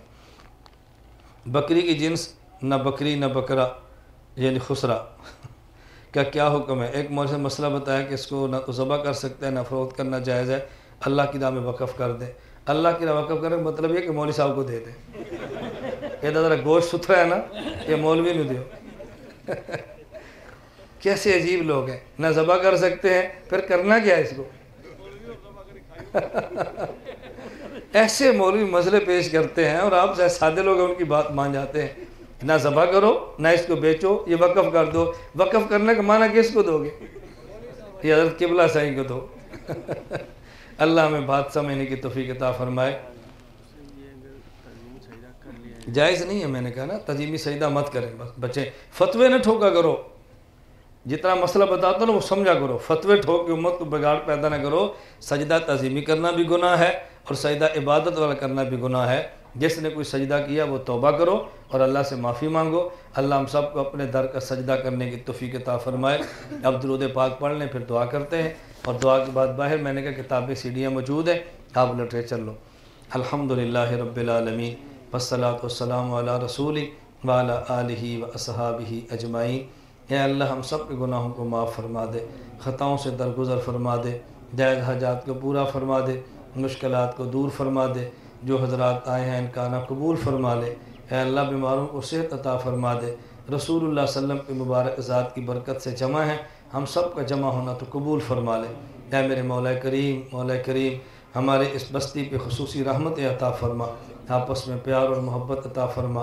اللہ نفرت کو ختم فرما، رسول اللہ صلی اللہ علیہ وسلم کو سچا عاشق اور غلام بنا، ہم سب کا خاتمہ بالایمان فرما۔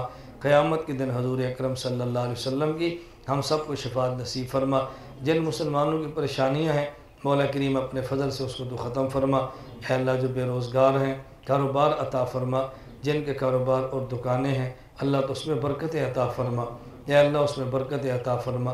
جو رشتوں اولاد کے رشتوں کے سلسلے میں پریشان ہیں اللہ تو ان کے جوڑ کے رشتے عطا فرما۔ جن کی اولاد نہیں نیک اولاد عطا فرما، جن کی اولاد ہے اللہ اس کو آنکھوں کی ٹھنڈک بنا دے۔ اجمعین برحمتک یا ارحم۔